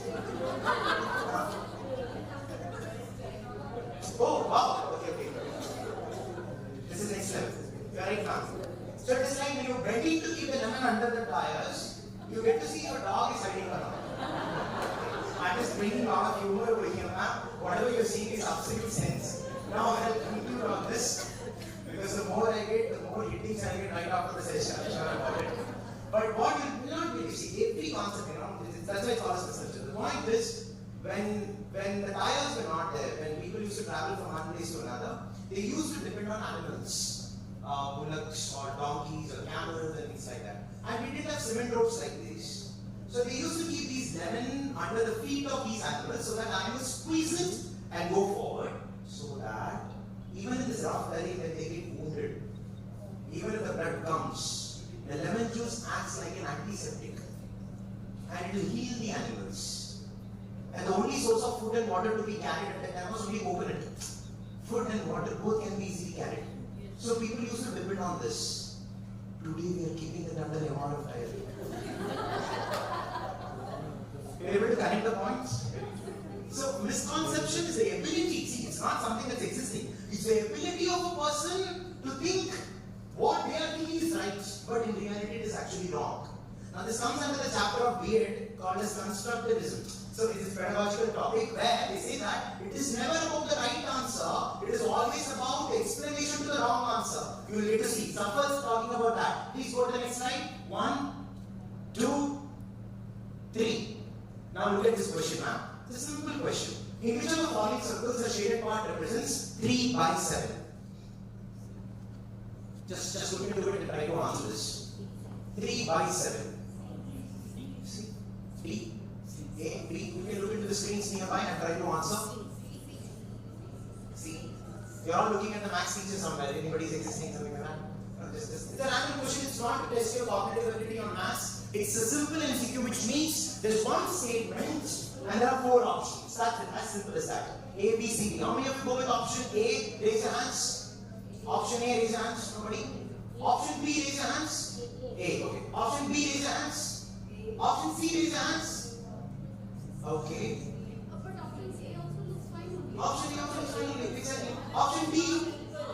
All are the right answers.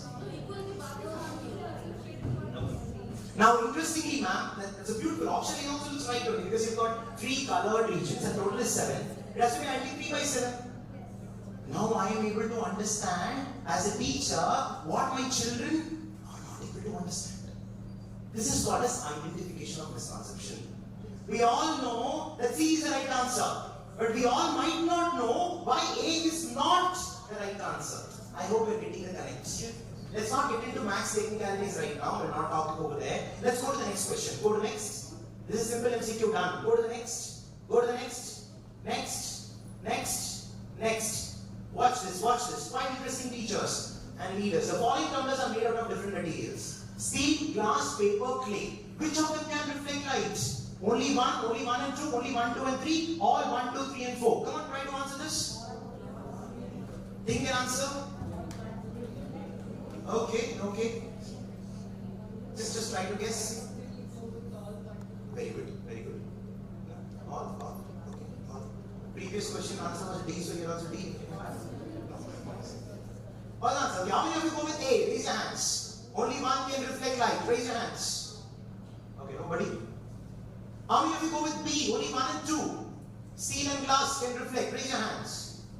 How many of you go with only 1, 2 and 3? Raise your hands. Anybody is like, science is not my subject, so I'm not going to raise hands for the next also. How many of you go with all 1, 2, 3 and 4? Raise your hands. Many people, like you want to leave right now. It's like it's high time. Don't ask me questions at the last. But ma'am, it's very important to understand. Multiple selection does not mean A and B is the right answer. It just means that there are multiple options in the question and the option is already defining what they are. And then you select it. Competency-based education, this can be middle child. If there are 3 children, this is sometimes used to confuse the children. Well, the answer over here is B is the right answer. Everything can reflect light. That is the reason you are even seeing them.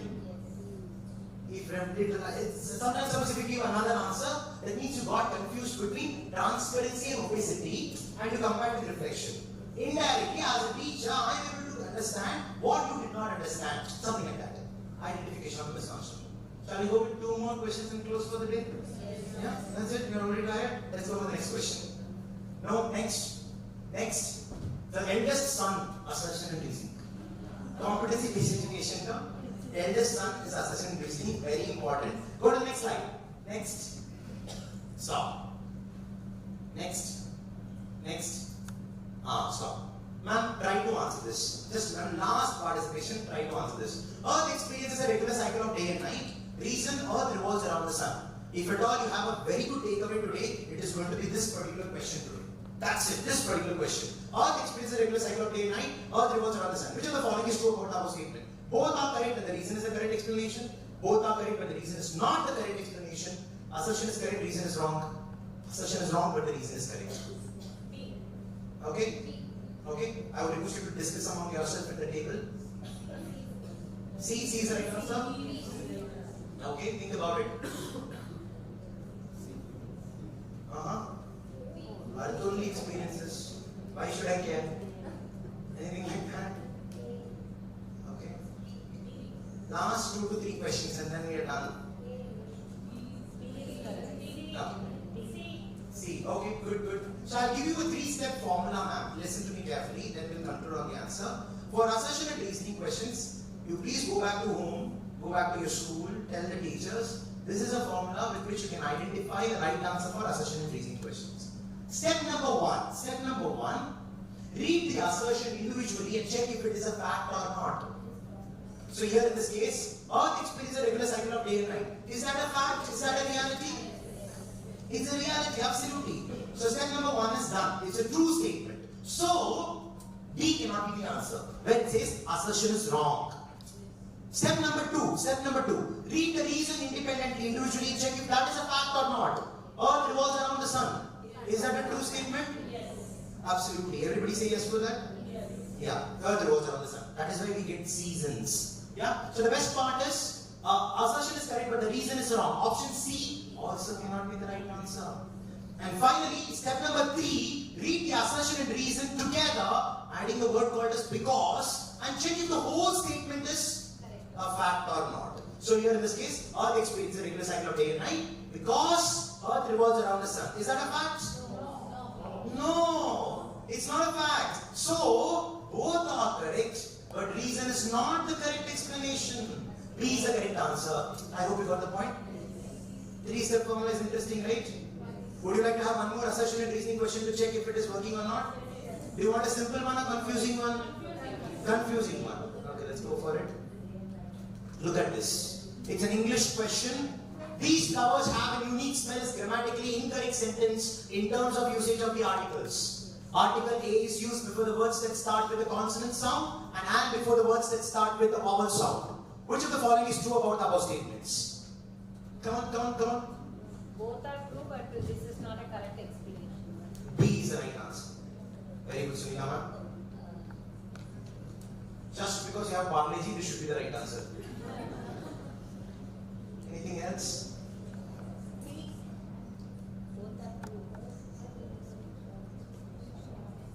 That is why SSL is one of the best ways of assessing the students. And this is what is going to be followed in even the board pattern. I think most of you know about it. Just giving you a little bit of experience, and we have last 2 questions after this. And I will have to skip on go off today considering the timeline constraints. My apologies for the same. That's it? Okay. How many of you say A is the correct answer? Just last 2 questions, I would request everybody's participation. A is the correct answer. Both are correct, but the reason is the correct explanation of the assertion. No. How many of you say B is the correct answer? B. Raise your hands for something, please. How many of you raise your hands for C? C? Nobody? And last, D. How many of you say assertion is wrong, but the reason is correct? Okay. I'm a maths teacher. I don't care about the language, so I'm not going to answer this question. Alright, We can't go back home. You can't go. Okay. Which of the following is true? I'll tell you, teachers. Statement number 1 is it a fact? These flowers have a unique smell. Is grammatically incorrect sentence. Is that a true statement? Yes. No? Some of you saying no? Basically, yes, you're right. These flowers have a unique smell. Yahan pe and should not come. It is supposed to be A. So it's grammatically incorrect statement, and that's what assertion is also telling. So the whole statement is actually a fact. So option D cannot be the wrong answer. Article A is used before the words that start with the consonant sound and before the vowel. Even that's true, right? That is also a correct statement. So both are correct. Let's combine. It's grammatically incorrect sentence and terms because article A is used before the words. That is also true only, no? It is true. That is why A is the correct answer. Confusing question you wanted, right? It's too much confusing, I guess. The explanation is not correct. No, explanation is correct. It's not a vowel, it is a vowel. Article A is used before the words. Generally, if I talk this with the English teachers, they really get angry. But after sometimes they talk properly to me. Okay, that's it. Let's have to stop on assertional reasoning. We are going to go with the last 2 questions, second last question. If you are giving wrong answer to this, you can just get up and get lost right now. Something like that. Don't mistake me. The following are the 3 steps of the inhalation process. Lungs expand, air fills up the lungs, diaphragm moves down. Which of the following is the correct sequence? You only said lungs expand. Think and answer. Is it A, is it B, is it C, or is it D? Sequencing and ordering type of questions. When we talk about holistic progress card, this is one of the key elements. Yes, ma'am? Okay. How many of you say A is the correct answer? 1, 2, 3. Don't raise your hands. How many of you see B? 2, 1, 3 is the correct answer? Don't raise your hands. How many of you see C is the correct answer? 3, 2, 1, 2. How many of you say D, 3, 1, 2 is the correct answer? Everybody raise your hands. So D is the correct answer. First diaphragm moves down, lungs expand, and then air fills the lungs. That's what we did a few minutes back. Lunch played a role in your brain right now. That's it. Anyways, last question of the day, ma'am. Last question of the day, and then we are concluding with the session today. And we'll have a few minutes of important conclusions. Here it is. Great. The teacher asked the students to draw a rectangle on their notebooks. 4 of them drew them in the following way. Which of them is or are correct? So remember, this is multiple answer type. A and B can be correct. A, B, C, D can also be correct. So multiple correct answer. CBSE has stopped asking such question. Now we talk about SSL in 3rd standard, right? This is one of those questions. Now it will be very interesting for all of us to find what is a rectangle at this age. And you will give wrong answers. And that is interesting. Please watch this. The teacher asked the students to draw a rectangle on their notebooks. Come on, look at this. How many of you believe that A is a rectangle? Everybody raise your hands. That is called as a rectangle. Yeah, A is a rectangle. Second picture is basically a square. I did not mark it. It's actually a square. So how many of you think B is also a rectangle? Raise your hands. Okay, quite a few of you. How many of you think C is a rectangle? Okay. How many of you think D is a rectangle? Okay, let's conclude. Teachers, here the correct answer is basically A and B. So here rectangles are only A and B. C is not a rectangle. I'll tell you what happened with you when you were looking at C. You're like, sir, if I look at the rectangle like this now, it is getting converted to a rectangle. You're not supposed to look like that. That's why they've drawn it like that. Okay, so that's basically not the right answer. So here it's like the property of rectangles. The point over here is, again, this is from Safal. So when we talk about all these questions, you would have already realized we are having questions from early years, in early classes, and still we are able to identify a lot of misconceptions among us. Just imagine the kind of students. Yeah, third standard, one student called as Aarti did not come to the school because she was having fever. And on that particular day, coincidentally, the teacher was talking about 2-digit addition with carryover. Aarti did not come to the school for the next 2 days. Third day when the Aarti is coming to the school, she found that the teacher has gone to the next chapter. The teacher doesn't care. She continues with the chapter. Aarti is also listening completely. Aarti is a very bright student. She always gets 100 out of 100. But in third standard annual exam, this time she got only 95 out of 100. Nobody is asking what happened. Everybody is happy because she got 95. Now in fourth standard, Aarti is sitting in a class where 3-digit addition is happening with carryover. Aarti is trying to understand, but not completely able to understand. Annual exam is happening. She gets 90 out of 100. People are happy that she got 90 out of 100. It happens again in grade 5. This time she is getting 85 out of 100. She passed. People are happy about it. 7th standard again it is happening. By the time the child Aarti is coming to 8th standard, ma'am, Aarti already started telling that I hate mathematics. This is called as cascading effect. Cascading effect is the phenomenon where you don't understand something in early years. You continue, keep continuing on that without correcting it. And it's very difficult to identify the problem in future. That is why when you go to these psychologists and counselors to talk about your problem or therapy, they will ask you one very simple question. Can you tell me about your childhood? They'll go back to the roots. I'll give you one simple activity. Everybody close your eyes. You're all waiting for this dialogue, right? Everybody close your eyes for 30 seconds. Okay? Imagine scenery. Okay? Imagine a beautiful scenery. I think everybody's imagining it. Okay. Once you've completed your imagination, quickly take your pen and the notepad in front of you and draw that scenery. Just a simple drawing. You don't have to get into coloring mode. Just a simple drawing of what you imagine. Just quickly draw a concluding activity.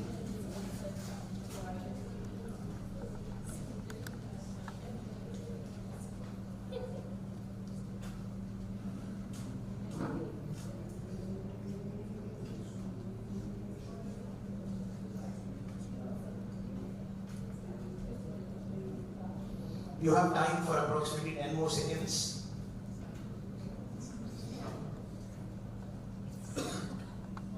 Done? Okay. See the counselor. Look at this. How many of you have drawn a sun between two mountains? Raise your hands. Sun between two mountains, right? Okay, if I get sun between two mountains. How many have you drawn mountains? Mountains will be there, okay. Now there will be one river passing from the mountain. Have you drawn the river as well? Not that as well. Now nearby that river, one small house will be there. House is not there. A tree is there. A dog is there. You didn't have time to draw. Otherwise it's supposed to be there. Birds. Birds are closing. Time is over. Let me draw birds. You have clouds. Clouds. Great. So the first time when I went to meet a clinical psychologist for a session, they asked me to draw. Looking at the scenery, they were telling me character, man. You are the so-and-so kind of a person. Worst fellow. You will not have a beautiful life. I'll never come to people like yours. No, that does not deep meaning. I'm just bringing something to it. The point is, what you perceive in your early childhood days becomes a reality in your future. It's exactly the same. That sir told you now how much of years you have an experience. It is like 1 or 2 years getting repeated multiple times. So that's with respect to this. Anyways, that's the conclusion of our event today. Before winding it up with the national anthem and of course the vote of thanks, I would like to quickly talk about. So SuperTeacher as an organization, I am one of the co-founders and these are all my team. Swati Madam is one of the co-founders. Lukesh sir is there, Banu Prasad is there. They are not here present. We wanted to make sure that this session is less of marketing and more of academically rich content. And that's the reason we did not really highlight SuperTeacher as a word. But in order to have two important aspects, we very strongly believe talking to the leaders and teachers will ensure nation's development rather than talking to the students. That is the reason we conduct teacher training programs very regularly. I'm fortunate that some of you have participated in. One such initiative is called a Super Sunday Workshop. Every Sunday you can participate and the certificates that you will receive. So right after the session, you will get a reflection form. Questions will be there. You need to score 7 and above. If you score 7 and above, the certificate. These certificates are valid for your mandatory CPD hours, which can be considered under the internal CPD hours. So you can submit that in your Utilize Plus portal or the OASIS portal, and you can do that. That's one part. The second part is we conduct CPD programs where we talk about physical sessions, like the one that happened right now, or competency-based education to the schools. So anytime, anywhere you call us, and we'll be doing the program. And all these teacher training programs, we don't charge anything. That means there are no financial charges, no obligations. It's a small gratitude to my parents. My parents were like, if at all we had this training program in the past, we would have done that. Thank you so much. So when they said that they were not getting the opportunity to upgrade, even though when they were liking it, today I thought that we should do something to that, and we are continuing with Super Sunday Workshop and CPD programs. School leadership program, I would like to wholeheartedly thank the Hyderabad Sahoya School Complex, Hamid Khan sir. Right in the first go, it was like a fantastic program. This is definitely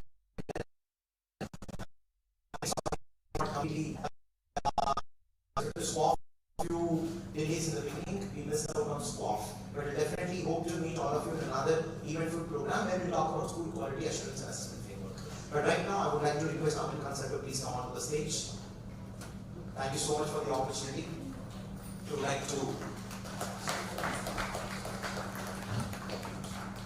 So I would like to request Dheeraj. Ms. Dheeraj is our business head. He takes care of program management. All these things are arranged by him. Dheeraj, to serve, please.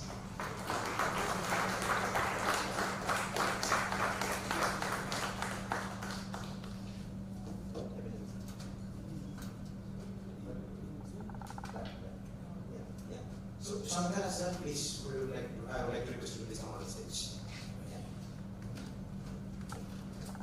So Sukumar takes care of the business in Telangana and Kerala. And thank you so much, Sukumar. Sir, it's over to you. Thank you so much. So people like Shankaracharya sir, Amir Khan sir, Ebenezer sir, and many other Sahoya members, and I can't really thank enough to all the cluster heads. Some of them were able to make it, some of them could not. And all the other school members from various departments and various other regions. State board schools are present, some of the ICC schools are present. Thank you so much for joining for this event. It gives us great pleasure. I would like to request Amir Khan sir to please conclude with a vote of thanks, followed by the national anthem, and then we'll leave for the day.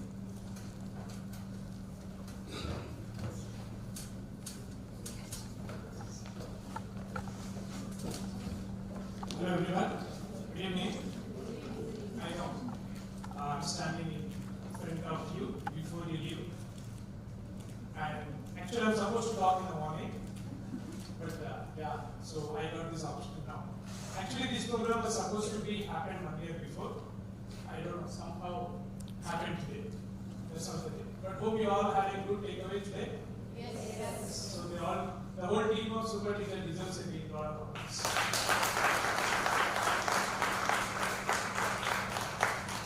And when they just approach, as they mentioned, like anything for teachers, we are always there. That is what teachers is doing from last, almost we are 1.5 years old, from my take-up onwards. We have been doing this. Anything for teachers, we have done Telugu teachers session, Hindi teachers, and even the principals conclave.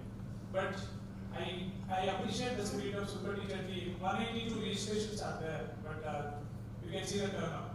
But nevertheless, whoever are not here, there is a lot. Yes, absolutely. Yes. And I prepared my day today to be with them because I have been hearing about this young man called Vasudevan from different sources. And I joined twice or thrice his online classes. I couldn't complete it because of some other reasons, but I know this man. And last year, I think Vanu has approached me for this. He was supposed to have the event and somehow it got delayed. But this time, we got it done. And I wanted to be there from the morning onwards. Many of them were saying I missed the first morning talk. Very interesting. Really, I missed it. And when they shared me the agenda, I just asked, can you add a little more time for the art integration? I just missed 15 minutes of that part also. But it was like, and the team, they all are wow. Because at this young age, and invariably we got to know that you are married, you also have a kid. That's how the presentation happens. Yes? Like me and Charissa was just discussing, this guy is little different, the style is different. I really admire also, and I appreciate. And we are RPs, like sir and me, together we did many sessions, and we were seeing like, yes, he has this other approach, the other approach. We have been just, and we know few of them, and we're just trying to relate all of this. And on behalf of HSSC and also the other teachers, on behalf of everyone, we thank you, the whole SuperTeacher team. It is well planned, well executed. I wish all the very best. Anytime we are there from HSSC for SuperTeachers. And one last word, he told you right, they are there for you if you want to see CBP in your schools. They'll do it. Yes. Thank you all. All the best. Yes, teachers, before we go for the national anthem, I would like to also tell you about the book. Actually, there's a small book designed by Dheeraj and team. It's the AI in Education Playbook. It has got beautiful tools inside, highly productive. This is one of the greatest takeaways, I believe. This has got something called as what can a biology teacher do? What can a maths teacher do? SuperTeacher's viewpoint. Every page has got beautiful information. This is not at all for the purpose of perspective of selling. Just because we have got an ISBN number, there is a cost to it. That's it. Nobody's paying anything. This is not a business. You want more copies of it, you can Xerox it. It is completely copyright protected. But at the same time, if you want it, call us. Dheeraj will be able to give it to your schools. Some of your teachers can use it while keeping this in the library. But this is going to become outdated in another 1 or 2 hours for the kind of update that's happening in the technology. But we're all bookish kind of people. We come from 80s and 90s. So we thought we will have the book over here. So that's with respect to the book. Yeah? Yeah. So let us all rise up for the national anthem. The feedback form will be put on the screen right after the national anthem. Take a photo of the QR code, fill it up, and we will come and collect the registration form which you filled in the video right after the national anthem. Yeah?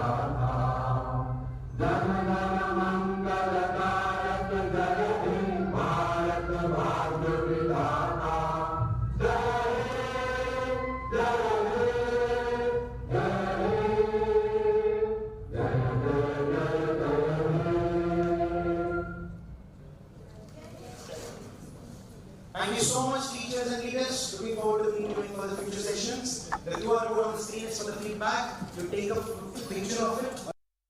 It will take you a few seconds. I would like to request all the teachers and dignitaries will have tea coffee right outside the hall right in 2 to 3 minutes. Until that time, I would request everybody to assemble on the stage for a group photo, and then we will wind down.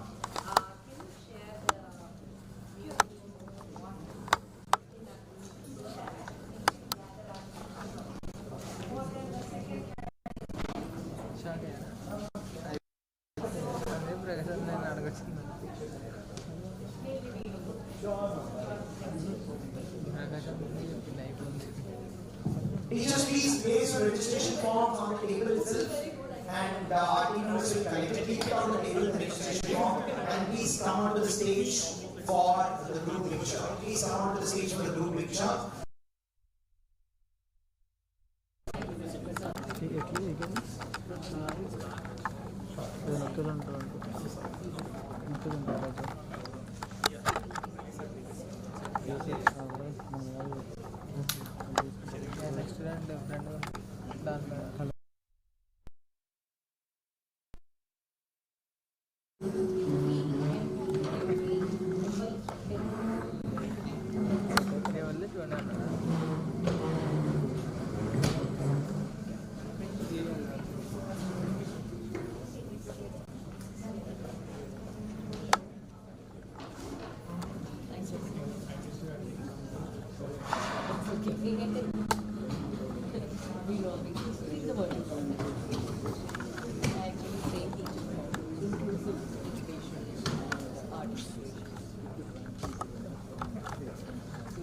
None of my classrooms are